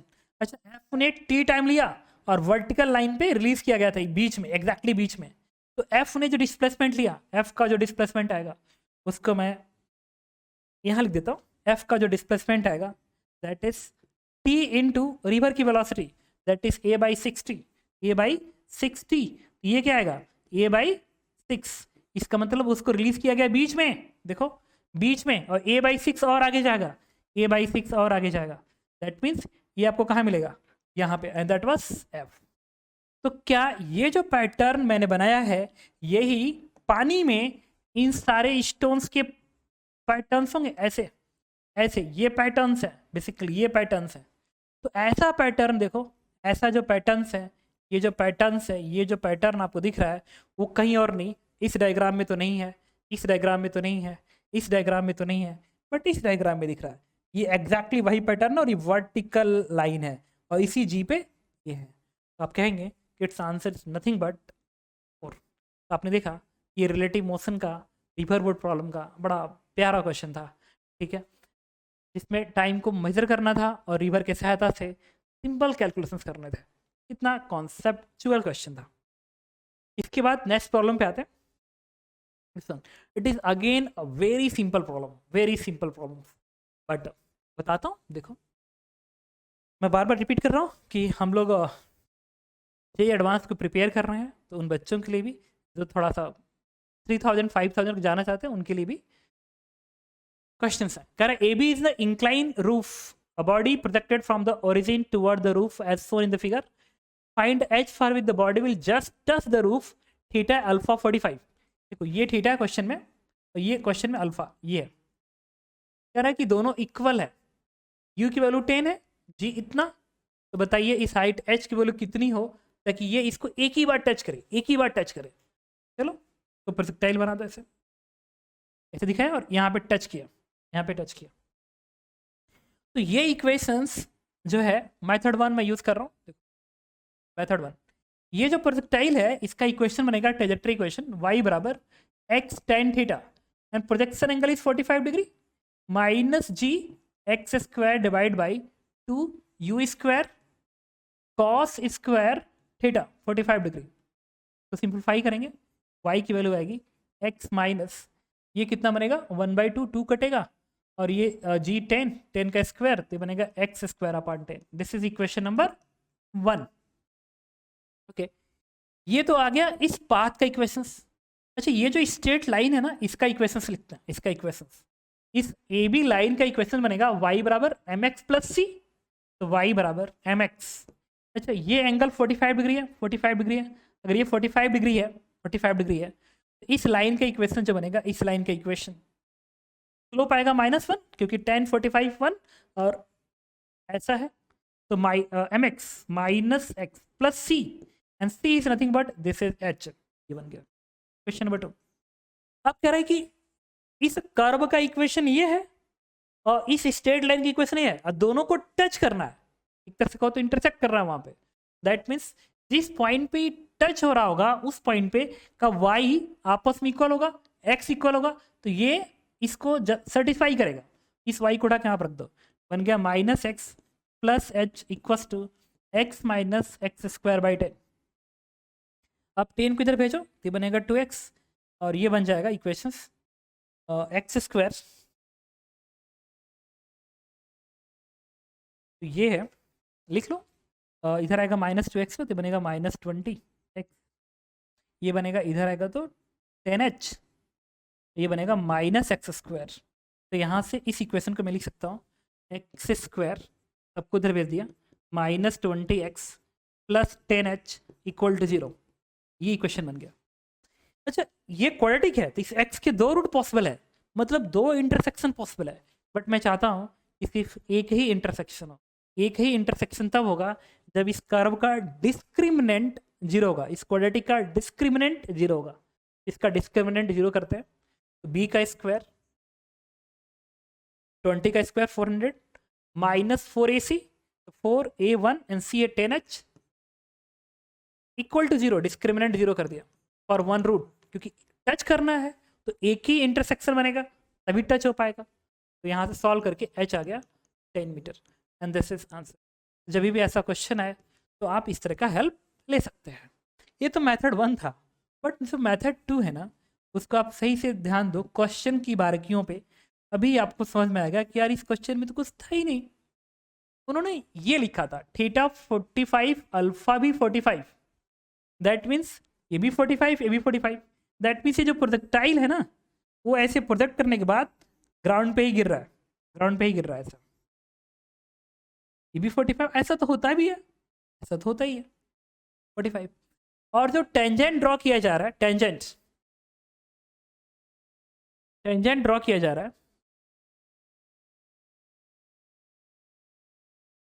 वो बी पॉइंट से ड्रॉ किया जा रहा है। रिपीट कर रहा हूँ, बी पॉइंट से ड्रॉ किया जा रहा है, और ये पूरा का पूरा एंगल, जस्ट वेट करना, वेट करो, अभी समझाता हूँ। इस चीज को थोड़ा सा समझते हैं।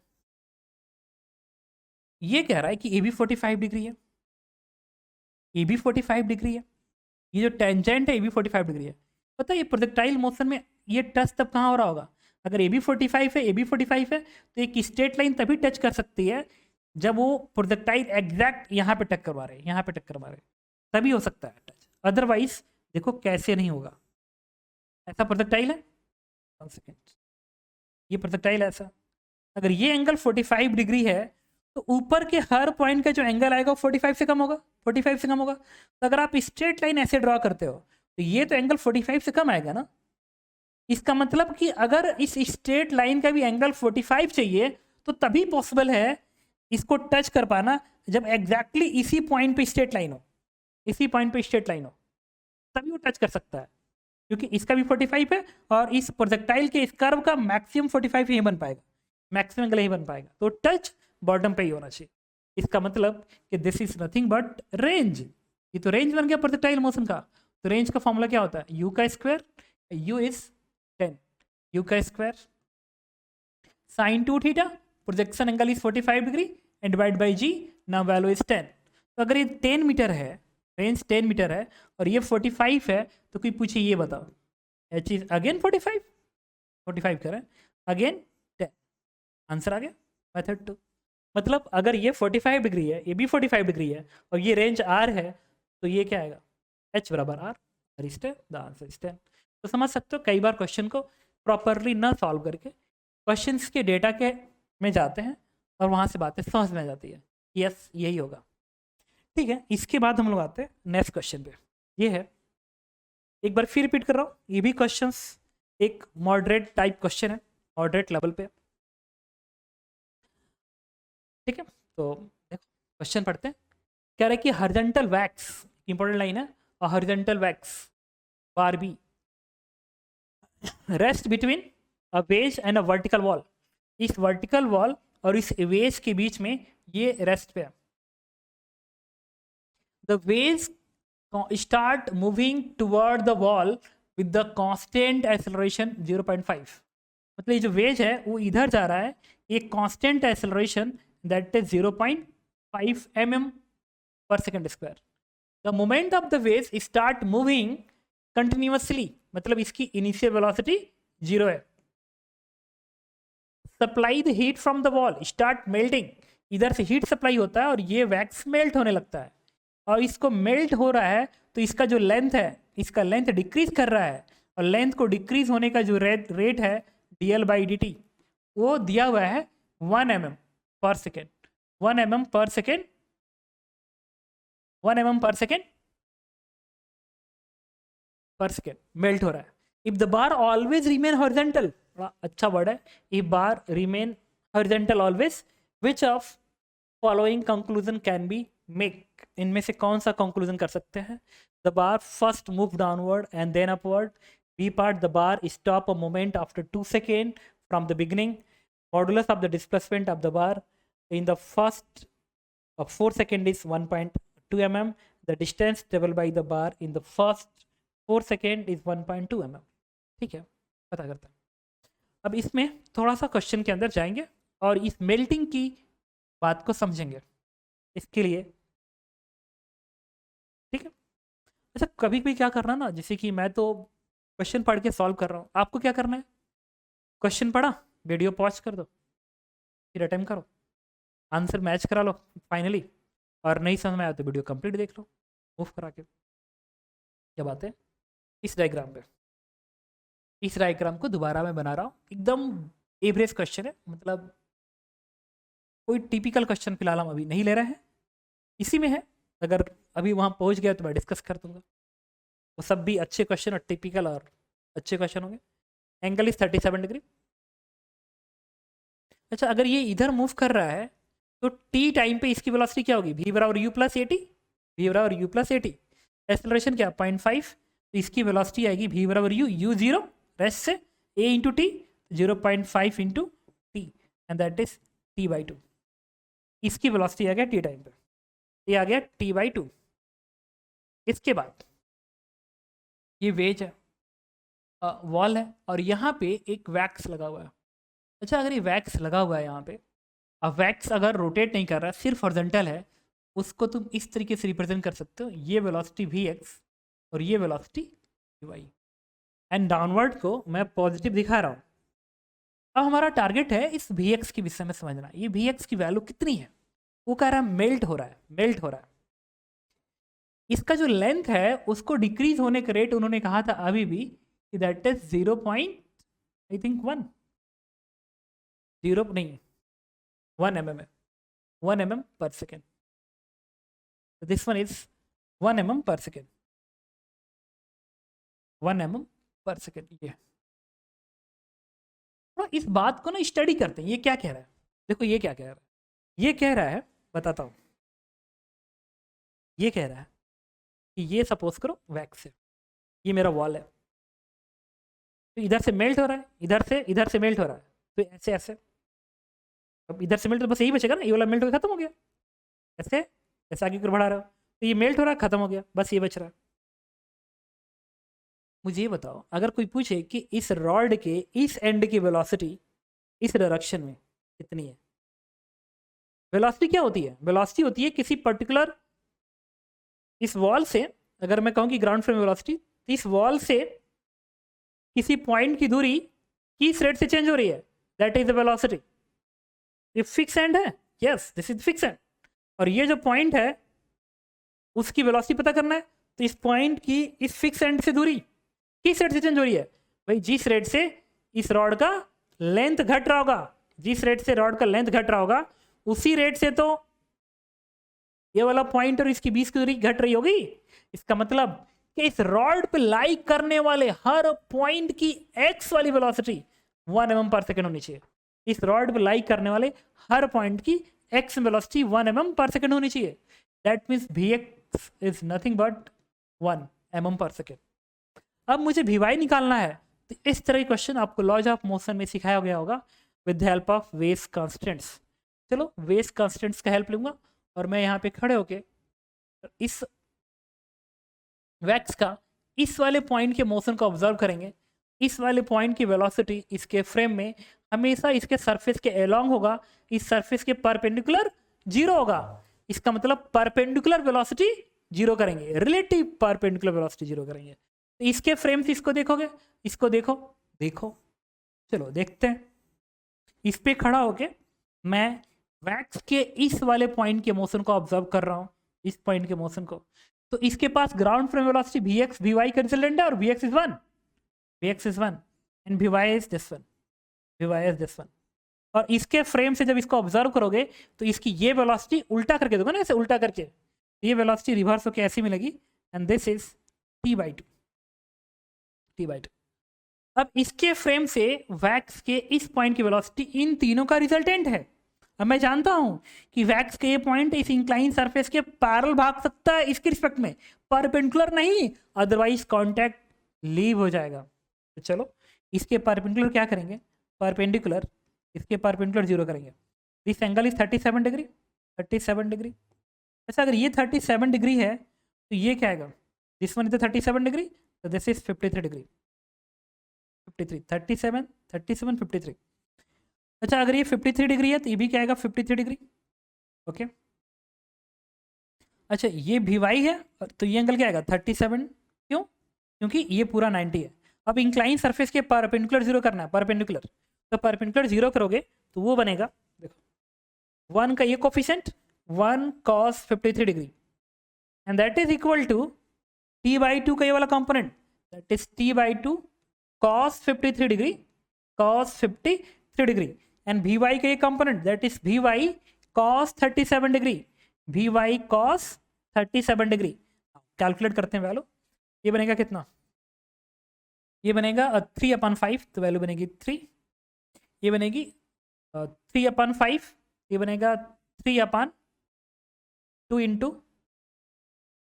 5 प्लस ये बनेगा Vy 4/5, 4/5, तो 5 के टर्म कैंसिल आउट हो जाएंगे और यहाँ से आएगा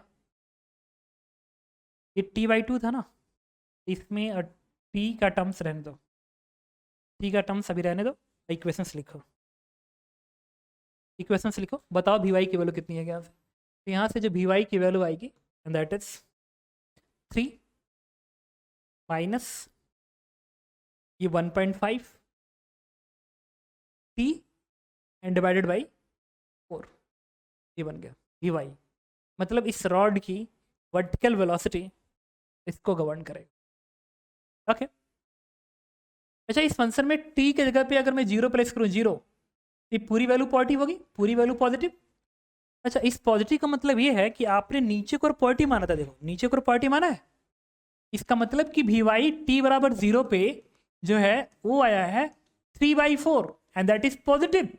इसका मतलब कि जो रॉड है t बराबर 0 पे पॉजिटिव डायरेक्शन में आएगा, दैट मीन्स डाउनवर्ड आएगा। लेकिन अगर टाइम को तुम ज्यादा ले लो, टाइम ज्यादा ले लो, तो ये पूरी वैल्यू इससे ज्यादा भी हो सकती है। दैट मीन्स अगर t, देखो अभी समझ में जाएगा, यहीं से इसको ना यहाँ से हटा दो, अगर मैं t की वैल्यू Vy को पॉजिटिव करना है तो इसको पॉजिटिव करना है, that means t is less then 2, t is less then 2 पे Vy पॉजिटिव है और t की वैल्यू ग्रेटर देन 2 कर दो, तो 2 से ज़्यादा करोगे तो 3 से ज़्यादा आ जाएगा ना, तो 3 - 3 is negative, that means Vy is negative. इसका मतलब कि 2 सेकंड के पहले Vy पॉजिटिव है और नीचे आपने पॉजिटिव माना है, दैट मीन्स ये वैक्स नीचे को रहेगा और 2 सेकंड के बाद ये वैक्स ऊपर को जाएगा। इसका मतलब कि इस वैक्स की वेलोसिटी वर्टिकली ऐसे आएगा, जीरो होगी, फिर ऊपर को जाएगा। ये वैक्स का मोशन है, इस वैक्स का मोशन ऐसे फिर ऐसे। इसमें कहा है क्वेश्चन में, जो ऑप्शन है उस पर आते हैं। The bar first move downward and then upward, yes, पहले वैक्स नीचे आया था फिर ऊपर मोशन किया, पार्ट सही है। ओके हालांकि इसको जानने के लिए मैं ऐसे कॉमन सेंस समझ सकता था। देखो कैसे भाई, एक्सेलरेशन है, एक्सेलरेशन कभी वेलोसिटी अचानक से नहीं देता है, वो टाइम के साथ वेलोसिटी देता है। तो जब एक्सेलरेशन आएगा, एक्सेलरेशन दिया जाएगा और इनिशियली रेस्ट में था, तो ये अभी मूव ही नहीं कर पाएगा, जब तब तक इधर का पिघल जाएगा, इधर का पिघलेगा ड्रॉप कर जाएगा। बात समझे? इसके पास वेलोसिटी शुरू में 0 है, t बराबर 0 पे 0 है, तो विद इन dt इंटरवल एक तरह से देखो तो इसका मूवमेंट बहुत कम होगा। और जब इसका मूवमेंट बहुत कम होगा लेकिन ये तो कांस्टेंट रेट से पिघल रहा है, तो ज़्यादा पिघल गया, ड्रॉप करेगा नहीं, तो पहले ड्रॉप करेगा फिर ऊपर जाएगा, इसमें यही होगा। तो A part correct option. The bar stop for a moment after 2 second from the beginning, ये भी सही है भाई, 2 सेकेंड के बाद जस्ट स्टॉप हो रहा मोमेंट्री, फिर ऊपर की ओर जा रहा है, ये भी सही है। D part, modulus of displacement of the bar in first 4 second, 4 second में डिस्प्लेसमेंट जानना है। तो मुझे बताओ, ये जो बार है ऐसे मोशन किया फिर ऊपर की ओर गया, ऐसे ऐसे मोशन कर रहा फिर ऊपर की ओर जा रहा है, एक्स का मोशन इसमें काउंट नहीं किया जा रहा, सिर्फ ये मोशन। तो 2 सेकेंड में तक नीचे आया, स्पीड 0, और 2 सेकेंड में ही फिर ऊपर गया, तो वाई में डिस्प्लेसमेंट मुझे जानना है, वाई में। अदरवाइज तुम किसकी बात कर रहे हो, एक्स के मोशन की बात कर रहे हो, तो एक्स में किसकी, क्या सेंटर ऑफ मास की? अरे एकदम नहीं, we are only talking about the y direction motion, we are only talking about y direction motion, ठीक है। तो अब मैंने क्या किया, देखना थोड़ा इस, अब मैं इसके मोशन की स्टडी कर रहा हूँ, इसके मोशन की स्टडी कर रहा हूँ। मुझे बताओ कि वी वाई इक्वल तुम चाहो तो लिख सकते हो 3/4 माइनस 1.5/4 इंटू टी, ये भी बराबर u plus you minus A T का ही तो टर्म है, is the under straight line motion. अगर ये स्ट्रेट लाइन मोशन है, कोई पूछे u की value, answer is 3 straight line करो, this is under constant acceleration motion, u 3/4 है, कोई पूछे a की वैल्यू, तो ये कितना है 1.5/4। एक बात बताओ, अंडर कांस्टेंट एक्सेलरेशन में क्या होता है कि अगर 2 सेकंड में वेलोसिटी 0 हो रही है तो अगले 2 सेकंड पे वहीं पे जाएगा, दैट मीन्स ये जो पार्ट बोल रहा है कि डिस्प्लेसमेंट 0 हो जाएगा और डिस्प्लेसमेंट बिकम्स 1.2, वो गलत बोल रहा है, नहीं होगा, दैट विल बी 0 भाई, था 2 सेकंड में नीचे फिर अगले 2 सेकंड में यहीं पे, ये तो गलत है। Fourth, the distance travel by the bar in the first 4 second is 1.2 mm, चलो इसको निकालते हैं, डिस्टेंस ट्रेवल, तो ये डिस्प्लेसमेंट निकालेंगे और ये और डिस्प्लेसमेंट ऐड करेंगे, डबल करेंगे बस, तो चलो कैलकुलेट करते हैं डाउनवर्ड डिस्प्लेसमेंट। इसके लिए मैंने क्या किया, फाइनल वेलोसिटी 0 करनी है यहाँ तक आते समय, तो फाइनल वेलोसिटी 0 का स्क्वायर, इनिशियल 3/4 का स्क्वायर और -2a इंटू एच, एच की वैल्यू जो आएगी कैलकुलेट करो, इससे कैलकुलेट करने के बाद एच की वैल्यू आती है 0.75 mm, तो शुरुआत के 2 सेकंड में नीचे और अगले 2 सेकंड में ऊपर, तो जो टोटल डिस्टेंस कवर करेगा वो इसका डबल होगा, तो इसका डबल कर दो, twice of h, the answer is 1.5 metre. तो 1.5 मीटर की ये टोटल डिस्टेंस कवर करेगा, और उन्होंने इसमें बोला है दिस इज 1.2, ये भी गलत आंसर, ऑफ कोर्स गलत आंसर है, जिस किताब से लिया गया है उसमें इसका आंसर करेक्ट दिया है, but no, fourth is wrong answer. The total distance travel in y direction is 1.5 जो कि आपको आ रहा है। एक्स में डिस्प्लेसमेंट या डिस्टेंस ट्रेवल की बात करनी बेकार है, आप किसकी कर रहे हो, ओके। तो इस क्वेश्चन का आंसर है first and second part. Next question है इस पर, ये इसको आप ना जेई एडवांस के आप गुड लेवल कैटेगरी में रखोगे, गुड लेवल कैटेगरी में, ठीक है। ये क्या कह रहा है, देखो इसमें कह रहा है a certain constant force start acting on a body moving at a constant velocity v after time interval delta t, the velocity of the body reduced by the half, and after the same time interval the velocity is again reduced by the half, determine the velocity vf of the body after a time interval 3 delta t from the moment when the constant force start acting। Actual में ये जो question जो है वो एक अच्छा question है, basically क्रोटो olympiad की किताब आती है उससे लिया हुआ क्वेश्चन है, बट वो क्रोटो का एक इजी क्वेश्चन है, अदरवाइज क्रोटो में तो बहुत अच्छे अच्छे क्वेश्चन। चलो बात करते हैं, कह रहा certain constant force, a certain constant force start acting on a body moving at a constant velocity v, certain time interval delta t, velocity becomes half, and after the same time interval the velocity again becomes half. Determine the velocity vf of the body after a time interval of 3 delta t. Okay, अब दिमाग में आ रहा है कि constant force लगा है, ये तो मैं श्योर हूँ कि अगर फोर्स कांस्टेंट है देन मोशन ही अंडर कांस्टेंट एक्सेलरेशन। लेकिन अगर मोशन अंडर कांस्टेंट एक्सेलरेशन है तो ये स्ट्रेट लाइन मोशन है, ये पैराबोलिक मोशन है, ये दो ही मोशन पॉसिबल।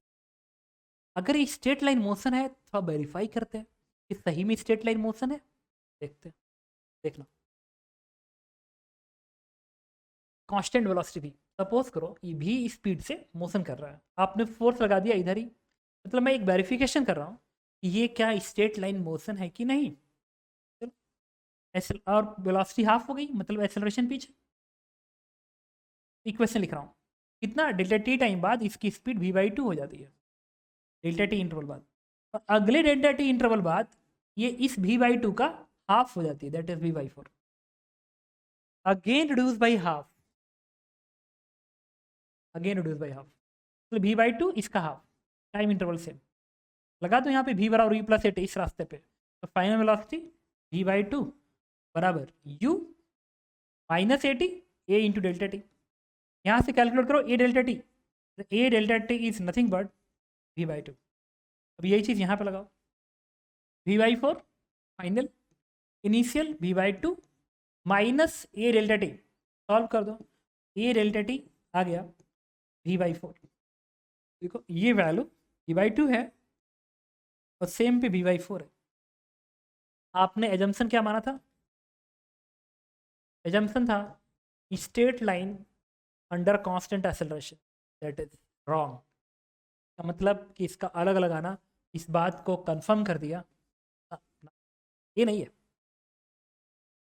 और अंडर कांस्टेंट एक्सेलरेशन ही है क्योंकि फोर्स कांस्टेंट है, कहीं लिखा गया force is constant, constant force, ठीक है। कांस्टेंट फोर्स में दो मोशन होता है, इधर स्ट्रेट लाइन या पैराबोलिक। आपने प्रूफ कर दिया कि स्ट्रेट लाइन नहीं है, that means that motion must be parabolic, मतलब एक्सेलरेशन और वेलोसिटी स्ट्रेट लाइन में नहीं है, उनके बीच में एंगल है। एंगल और एंगल पता क्या होगा? ऑब्ट्यूस एंगल रहा होगा, सो दैट वेलोसिटी डिक्रीजेस। अब इसका हेल्प लेते हैं। इसके हेल्प लेने के लिए अब सही सॉल्व करने जा रहा हूँ। मान लिया, सपोज करो जस्ट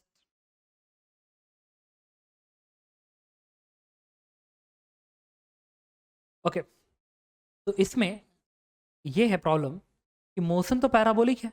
अब आपको पैराबोलिक समझना पड़ेगा, कैसे देखना। इसके लिए मैंने क्या किया कि लेट्स वेलोसिटी को भी मान लिया, ये वेलोसिटी भी है, और फोर्स को मैंने इस डायरेक्शन में लगा दिया, ऐसे एक पर्टिकुलर डायरेक्शन में मैंने फोर्स लगाया, फोर्स लगाया। एक फॉर्मूला होता है v vector equals to u vectors minus a vector into t, अगर रिटार्डेशन हो रहा है तो nothing problem. Delta t time interval है तो तुम इस इक्वेशन को लिख सकते हो। इससे क्या बनेगा? v vectors minus u vectors is equal to minus a vector into delta t. इसका मतलब फाइनल वेलोसिटी और इनिशियल वेलोसिटी का जो चेंज है, फाइनल वेलोसिटी और इनिशियल वेलोसिटी का जो चेंज है, चेंज वेक्टर ऑफ वेलोसिटी, वो हमेशा एक्सेलरेशन इनटू डेल्टा टी के डायरेक्शन में होता है। हालांकि बेटर है कि ऐसे लिखो, बेटर ऐसे लिखो, मतलब चेंज होता है ना, वेलोसिटी का चेंज, वो हमेशा ए वेक्टर के डायरेक्शन में होता है, हमेशा ए वेक्टर के डायरेक्शन में होता है, और वैल्यू हमेशा a vector into delta t आता है। मतलब सेम टाइम इंटरवल में change in velocity vector will be same. देखो under constant acceleration delta v is a vector into delta t, और a is the constant because constant force के अंदर है, delta t is the constant, time interval same दिया हर gap का, ये जो आएगा ना ये सेम आएगा। अब फोर्स लगा दिया मैंने इस डायरेक्शन में, मान लो ये इनिशियल वेलोसिटी का डायरेक्शन है, तो मैंने इसको v से दिखा दिया, v वेक्टर को। अच्छा, चूंकि ये फोर्स इस वेलोसिटी के से ऑप्टिव्स एंगल बना रहा है, क्योंकि ये डायरेक्शन ये ऑप्टिव्स है तो स्पीड घटेगी और घट के ये हो जाती है v/2। बट कितने इंटरवल में? डेल्टा टी इंटरवल में। तो मुझे बताओ, अगर ये फाइनल वेक्टर है, ये इनिशियल वेक्टर है, तो चेंज इन वेक्टर क्या ये बनेगा? ये चेंज इन वेक्टर कहोगे यस ये बनेगा। और क्या ये वैल्यू इसी का मैग्नीट्यूड है? मैग्नीट्यूड, क्योंकि फोर्स ऐसे लग रहा है, ये बनेगा a into delta T, scalar form में लिख लिया। तो फाइनल वेलोसिटी इनिशियल वेलोसिटी का चेंज ये बन गया। तो डेल्टा टी इंटरवल में वेलोसिटी इतनी होगी। अगले डेल्टा टी इंटरवल में जो वेलोसिटी होगी वो इसका ना v/4 हो जाएगी, इसका हाफ v/4। ये भी इंटरवल क्या होना चाहिए? ये इंटरवल ये अगेन होना चाहिए a डेल्टा टी। अब क्वेश्चन में पूछा गया है कि बताइए अगले डेल्टा टी इंटरवल में, अगले डेल्टा टी इंटरवल में वेलोसिटी कितनी हो जाएगी? अगले डेल्टा टी इंटरवल में ये चेंज फिर डेवलप होगा, that is a delta T. तो ये a डेल्टा टी बनेगा और ये बन गया फाइनल वेलोसिटी। तो आपको इस ट्रायंगल के सहायता से इस वैल्यू को कैलकुलेट करना है, ठीक है। अब लेट्स, मैंने इसको एज्यूम कर लिया ये एंगल थीटा है मान लिया, और ये एग्जैक्ट स्ट्रेट लाइन है। क्यों? क्योंकि फोर्स तो इधर ही लगा है, फोर्स एक कांस्टेंट वेक्टर है तो डायरेक्शन ए का कांस्टेंट रहेगा। तो ये एग्जैक्टली स्ट्रेट लाइन है, स्ट्रेट लाइन। तो चलो अभी इस ट्रायंगल के अंदर ट्रायंगल प्रॉपर्टी यूज करते हैं। आपको पता है कि अगर ऐसा कोई ट्रायंगल बना दे, this is A B and C, this angle is theta, तो तुम एक लाइन लिख सकते हो cos theta is equal to B square plus C square minus A square, cosine rule लगा रहा हूँ 2bc। यहाँ से ए स्क्वायर की वैल्यू आ जाएगी B square plus C square minus 2bc cos theta, 2bc cos theta, 2bc cos theta आ जाएगी। तो A square equals to B square plus C square minus 2bc cos theta. अब मैं इसका यूज करने जा रहा हूँ, देखना यहाँ पे। अच्छा ये लेंथ v/2 है तो आप लिखेंगे v/2 का whole square is equal to this square plus this square, triangle property, v square plus a square delta t का स्क्वायर माइनस 2ab, तो v a delta t into cos theta, equation number 1। अब यही चीज मैं इस पे लगाऊंगा, इस ट्रायंगल पे।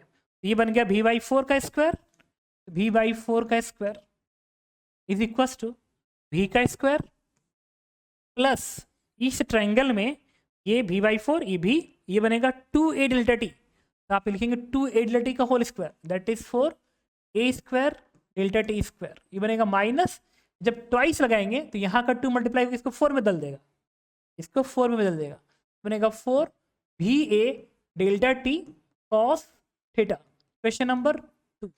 अब यही काम हमें इसमें करना है, इस ट्रायंगल के अंदर, इस ट्रायंगल में कि v फाइनल है तो v फाइनल का square is equal to v का स्क्वायर प्लस यहाँ से यहाँ तक की दूरी 3 डेल्टा टी बनेगा, a डेल्टा टी a पूरा 3 डेल्टा टी, स्क्वायरिंग करेंगे तो बनेगा 9a स्क्वायर डेल्टा टी का स्क्वायर माइनस, क्योंकि यहाँ पे 3 आएगा यहाँ पे 1 और ट्वाइस का टर्म और आता है तो बनेगा 6va delta T cos theta, equation number 3। अब हम कहीं से a डेल्टा टी की वैल्यू निकाल के यहाँ प्लेस कर दें और va डेल्टा टी कॉस की वैल्यू उठा के यहाँ प्लेस कर दें, हमारा आंसर आ जाएगा, ठीक है। तो चलो बताता हूँ क्या करेंगे हम लोग। जो ऊपर का इक्वेशन है ना, ऊपर का इक्वेशन, इस इक्वेशन में ना 2 से मल्टीप्लाई करो, इधर भी 2 से मल्टीप्लाई करो और इस पूरे में 2 से मल्टीप्लाई कर दो और इसमें से इसको सब्ट्रैक्ट कर दो।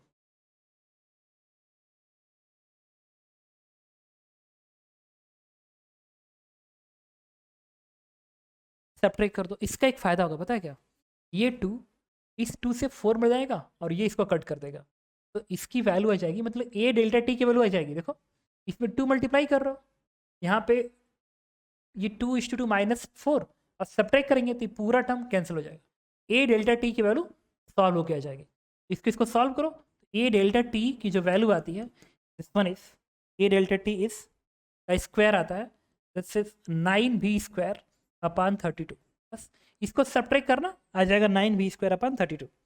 अब क्या करेंगे, इसकी वैल्यू उठा के वापस इसमें रख देंगे और इस 2 को यहाँ से हटा दो, इस 2 को यहाँ से हटा दो, यहाँ से हटा दो, देखो ये है, 2 को हटा दो और इस ए डेल्टा टी को उठा के मैंने यहाँ पर रख दिया। जैसे इस 9b² 32 के यहाँ पर रखोगे, इस पूरे इसकी वैल्यू सॉल्व हो जाएगी, क्योंकि ये वैल्यू यहाँ जाएगी तो ये भी v का स्क्वायर v का स्क्वायर v का स्क्वायर, तो ये जो वैल्यू आती है ये 2va delta T cos theta की वैल्यू सॉल्व हो के आ जाएगी जब कैलकुलेट करोगे। दिस इज 33v²/32 ये बनता है। अब इस a डेल्टा टी की वैल्यू उठा के यहाँ पर रख दो, इसकी वैल्यू उठा के तुम यहाँ पर रख दो, इससे v फाइनल का स्क्वायर आ जाएगा v का square plus 9 into this value, this is 9v²/32 minus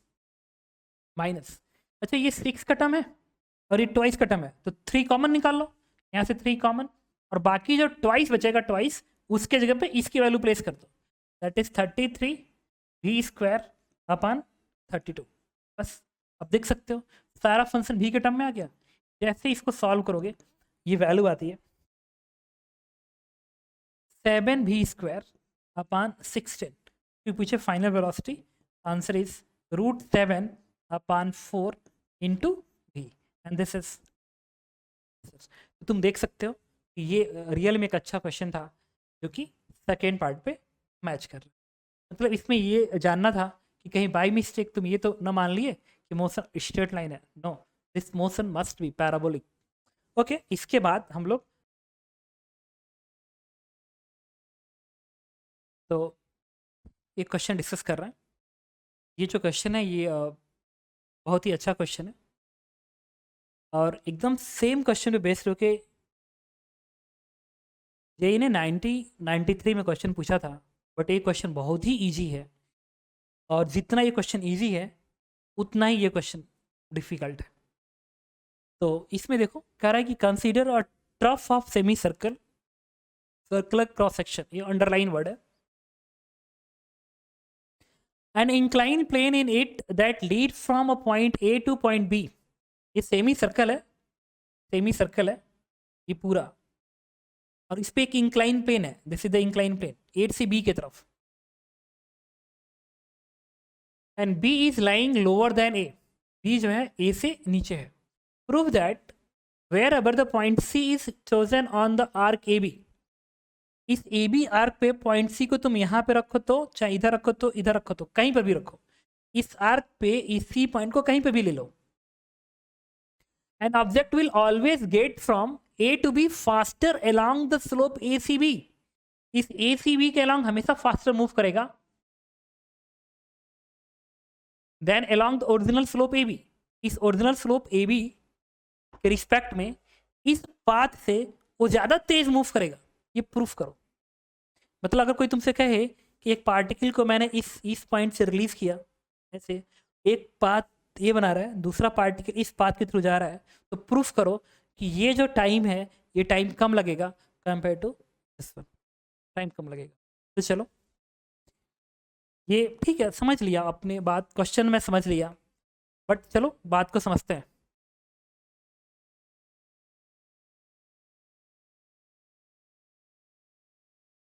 ठीक है, तो देखो इसमें मैंने क्या किया कि एक वर्टिकल सर्कल बनाया, वर्टिकल सर्कल पे सपोज करो ये टॉप मोस्ट पॉइंट लिया और यहाँ से ये वर्टिकल सर्कल है, यहाँ से बहुत सारी ऐसे लाइन ड्रॉ की, ऐसे बहुत सारी लाइन ड्रॉ की,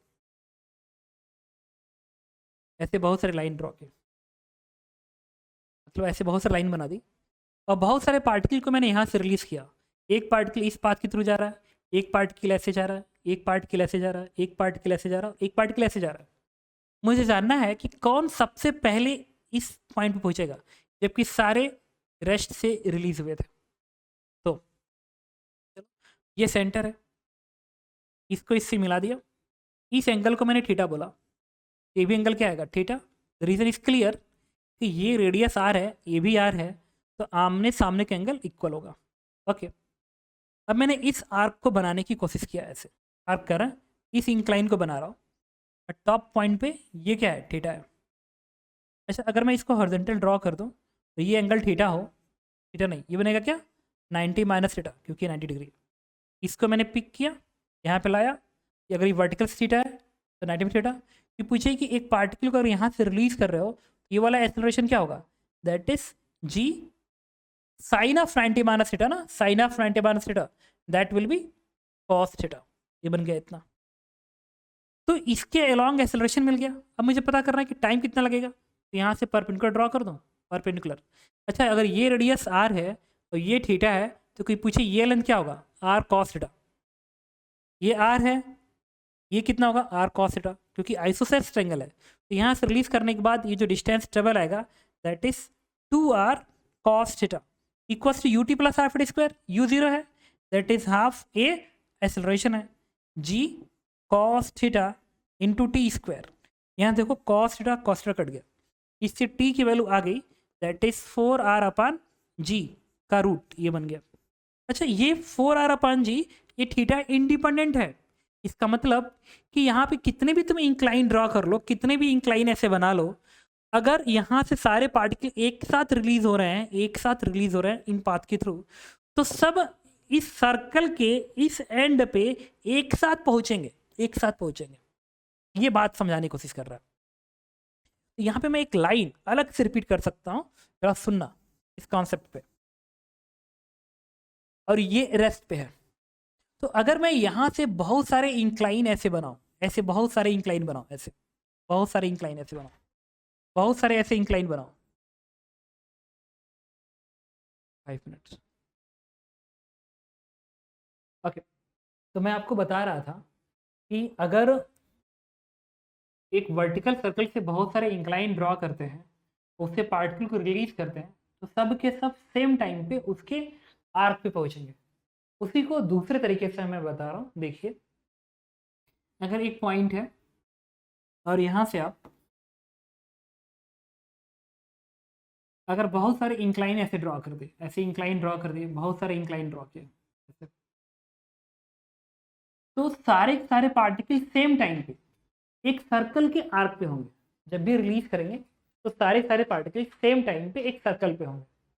तो सर्कल कैसे, कौन सा होगा, तो इसको एक वर्टिकल लाइन ड्रॉ करेंगे, इस वर्टिकल लाइन पे इस वाले को मिला के एक सर्कल ड्रॉ करेंगे, ऐसा सर्कल ड्रॉ करेंगे। अब सर्कल ड्रॉ कर दिया, तो ये पॉइंट्स यहाँ का रिलीज पार्टिकल यहाँ पे होगा, यहाँ का रिलीज पार्टिकल यहाँ पे होगा, यहाँ का रिलीज पार्टिकल यहाँ पे होगा, यहाँ से रिलीज पार्टिकल यहाँ पे होगा, यहाँ के यहाँ पे होगा। मतलब ये एक सर्कल पे होंगे। तो यहाँ से मैं एक स्टेटमेंट बता सकता हूँ कि अगर बहुत सारे पार्टिकल्स रिलीज किए जाते हैं एक ही पॉइंट से, अलग अलग आर्क पे, अलग अलग इंक्लाइन पे रिलीज किया जा रहा है, तो सेम टाइम पे सारे पार्टिकल का लोकस एक सर्कल का आर्क होगा। अब इसी कॉन्सेप्ट का यूज मैं यहाँ पे करने जा रहा हूँ। देखना, यहाँ पे ये पॉइंट है जहां से रेस्ट से आप पार्टिकल को रिलीज कर रहे हो। तो पार्टिकल्स दो पाथ को फॉलो कर रहा है, एक तो इस पाथ को और दूसरा पार्टिकल इस पाथ को। अब रेस्ट से तो एक वर्टिकल लाइन ड्रॉ करेंगे, वर्टिकल लाइन ड्रॉ करेंगे। इसको और इसको कॉन्टेन करने वाला मैं एक सर्कल ड्रॉ करना चाहता हूँ, इसको कॉन्टेन करने वाला एक सर्कल ड्रॉ करना चाहता हूँ। ये भी मैं जानता हूँ कि जो सर्कल का सेंटर बनेगा वो इस वर्टिकल लाइन पे होगा, इस वर्टिकल लाइन पे होगा। तो चलो, इसको ड्रॉ करने के लिए मैंने क्या किया, ओके, तो मैंने क्या किया कि वर्टिकल लाइन ड्रॉ किया, सेंटर वर्टिकल लाइन पे होना चाहिए, और ये जो है ये पॉइंट सर्कल का आर्क पे होना चाहिए। तो लेट्स सेंटर ये डिस्टेंस और ये डिस्टेंस इक्वल होना चाहिए अगर सेंटर है तो। फिर इसको मिलाते हुए एक सर्कल ड्रॉ किया जिसका सेंटर ये है। तो जब सर्कल आप ड्रॉ करेंगे तो सर्कल कुछ ऐसा बनेगा, इस तरीके से ऐसा बनेगा। ये सर्कल बन गया, ये सर्कल बन गया। अब इस सर्कल पे आपने दो इंक्लाइन ड्रॉ किया है, एक इंक्लाइन तो ये है ऐसे, और एक इंक्लाइन ये है।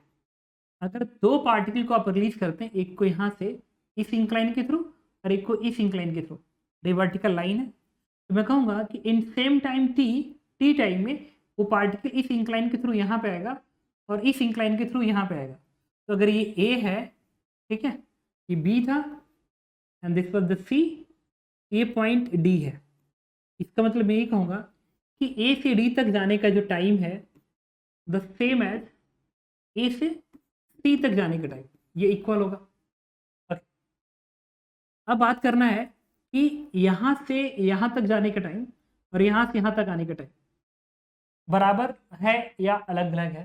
तो देखो ये टाइम तो मैंने निकाल लिया। अब मुझे बताना कि ये जो पॉइंट है, ये जो पॉइंट है, इस पॉइंट पे मैंने क्या किया कि इसको इसको और इसको कॉन्टेन करने वाला एक सर्कल ड्रॉ किया, एक सर्कल ड्रॉ किया, एक सर्कल और ड्रॉ 3 पॉइंट ट्रायंगल है, ट्रायंगल है और ट्रायंगल पे तुम सर्कमफ्रेंस ड्रॉ कर सकते हो आराम से।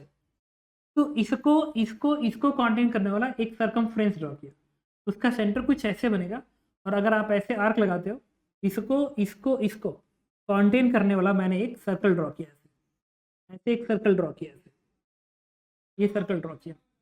तो यहाँ पे जो आर्क है वो देखना, ये सेंटर है।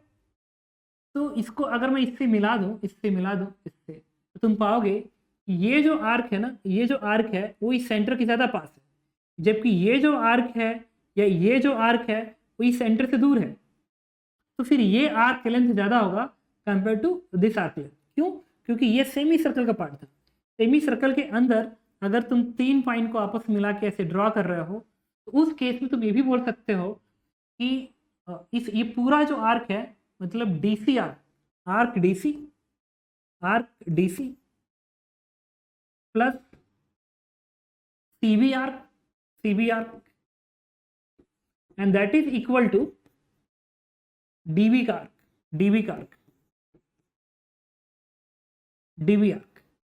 तो चूंकि ये जो आर्क, ये डीबी पे जो आर्क लेंथ है वो इस आर्क लेंथ के सम के बराबर है। तो नो डाउट ये लेंथ जो होगा वो इससे भी ज़्यादा होगा, इससे भी ज़्यादा होगा। और इस पूरे सर्कल का जो सेंटर है वो इस ट्रायंगल के जस्ट बाहर जा रहा है और सेंटर के पास चूंकि ये डीबी लाइन है तो ये लेंथ में बड़ा होगा compare to this one and this one. तो मैं कह सकता हूँ कि ये जो लेंथ है the dB length is greater then the length of CB, ये ज़्यादा है। अभी तुमने कहा कि सर ये टाइम और ये टाइम इक्वल है, मुझे पता करना है कि ये टाइम इस टाइम में क्या रिलेशन होगा।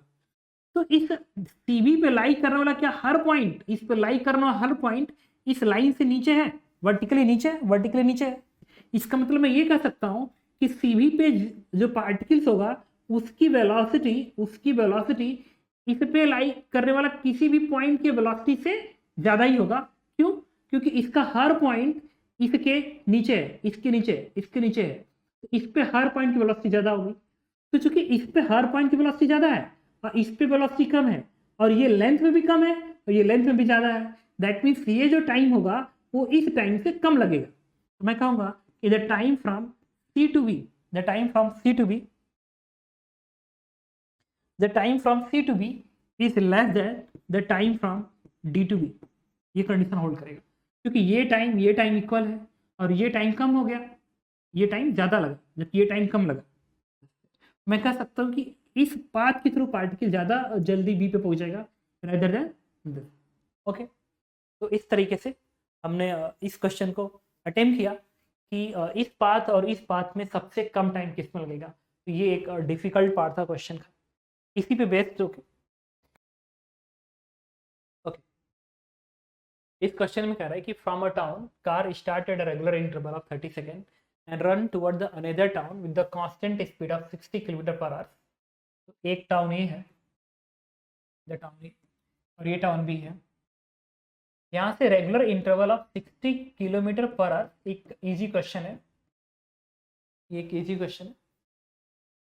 तो 60 kilometre per our regular interval of 30 second, जो डेल्टा टी है वो 30 सेकेंड का इंटरवल है, 30 सेकेंड का इंटरवल है। Run toward another town with the constant speed इतना at the same point of time all the car simultaneously have a reduced speed 40 kilometre per hour due to the bad weather. Bad weather की वजह से जो speed है 40 kilometre हो जा रहा है, 40 किलोमीटर पर आवर हो जा रहा है बैड वेदर की वजह से। What will the time interval between the arrival of the car at the second town during the bad weather? During the bad weather. तो जब यहाँ पे पहुँच रहा है कार तो बैड के टाइम पे इंटरवल क्या है? तो देखो मैंने क्या किया, सबसे पहले तो मुझे ये जानना है कि ये जो कार इधर से निकल रहे हैं, रेगुलर इंटरवल पे कार जो निकल रहे हैं उनकी 20 की दूरी क्या थी। तो अच्छे वेदर में कार निकले और कार यहाँ पे पहुँच रहे, अगर हमें जानना है कि ये डिस्टेंस कितना है, तो this distance is x. X कितना होगा, speed 60 kilometre per our into और टाइम कितना 30 सेकेंड ना, तो 30 सेकेंड को आप बदल लीजिए किस में, किलोमीटर में, तो दिस वैल्यू इज 1/2 किलोमीटर। इतना किलोमीटर का गैप है दोनों के बीच का। अब सपोज करो अब बारिश आनी शुरू हो गई, सपोज करो बारिश आनी शुरू हो गई। जैसे बारिश आनी शुरू हुई, स्पीड घट के 40 किलोमीटर पर आवर हो गया, स्पीड 40 किलोमीटर पर आवर हो गया, 40 सबकी 40 किलोमीटर पर आवर हो गया। अच्छा, लेकिन अब ये जो टाउन बी है, उस टाउन बी पे ये जो कार है वो कितनी दूरी पे है, ये डिपेंड करता है कि जो इसके आगे वाला कार है वो टाउन बी पे कब पहुंचा। क्या टाउन बी में वो एग्जैक्ट उसी टाइम पे पहुंचा जिसमें बारिश शुरू हुई? अगर बी पे ये कार एग्जैक्ट उसी टाइम पे पहुंचा जब बारिश शुरू हुई, वेदर शुरू हुई, तो ये जो डिस्टेंस है वो तो 1/2 किलोमीटर आएगा। लेकिन अभी ये कार भी थोड़ा सा इधर ही है और बारिश शुरू हो गई, बारिश शुरू हो गई, तो फिर गैप रहेगा ना। दैट मीन्स ये जो डिस्टेंस है, ये डिस्टेंस 1/2 किलोमीटर डिपेंड करेगा कि आगे वाला कार कब पहुंची है, पहले पहुंची है या उस पहुंच गई, उसके बाद कुछ समय अभी रुका फिर बारिश आई, तो ये गैप कुछ भी हो सकता है। लेकिन ये गैप हमेशा 1/2 किलोमीटर पर आवर रहेगा, 1/2 किलोमीटर रहेगा। ये गैप कुछ भी हो सकता है, फिर ये गैप भी 1/2 किलोमीटर रहेगा। अब बारिश जो आ रही है वो बारिश जो आ रही है तो 30 सेकेंड तक से ज़्यादा ही बारिश शुरू हो रही है, तो लगातार बारिश चल रही है, तो मान के चलो कि कम से कम 10-20 मिनट तो मानोगे ना, इसको थोड़ी मान लो कि नहीं 5 सेकंड तक बारिश आई, ये कौन सी बारिश है। तो ठीक है, तो ये जो कार हो उसको यहाँ पे पहुंचने में जो टाइम आएगा वो तो कुछ भी हो सकता है, डिपेंडिंग ऑन ये डिस्टेंस कितना है। हाँ, ये डिस्टेंस कितना है, कुछ भी हो सकता है। ये डिस्टेंस 60 किलोमीटर से हमेशा अगर मुझे कैलकुलेट करना हो कि ये टाइम कितना आएगा, तो ये डिस्टेंस हाफ किलोमीटर से कम होगा या बराबर हो सकता है। तो ये टाइम कितना लगेगा, ये टाइम कितना लगेगा, द टाइम टी इज, अगर ये 1/2 किलोमीटर होता तो 1/2 किलोमीटर डिवाइडेड बाई 40 की वैल्यू आ गई 1/2 आवर्स आ गया। इसको सेकेंड में बदलना क्योंकि आंसर सेकेंड में है, इसको 60 × 60 किया, the value becomes 0 it is 45 second. ये 45 सेकेंड आ गया।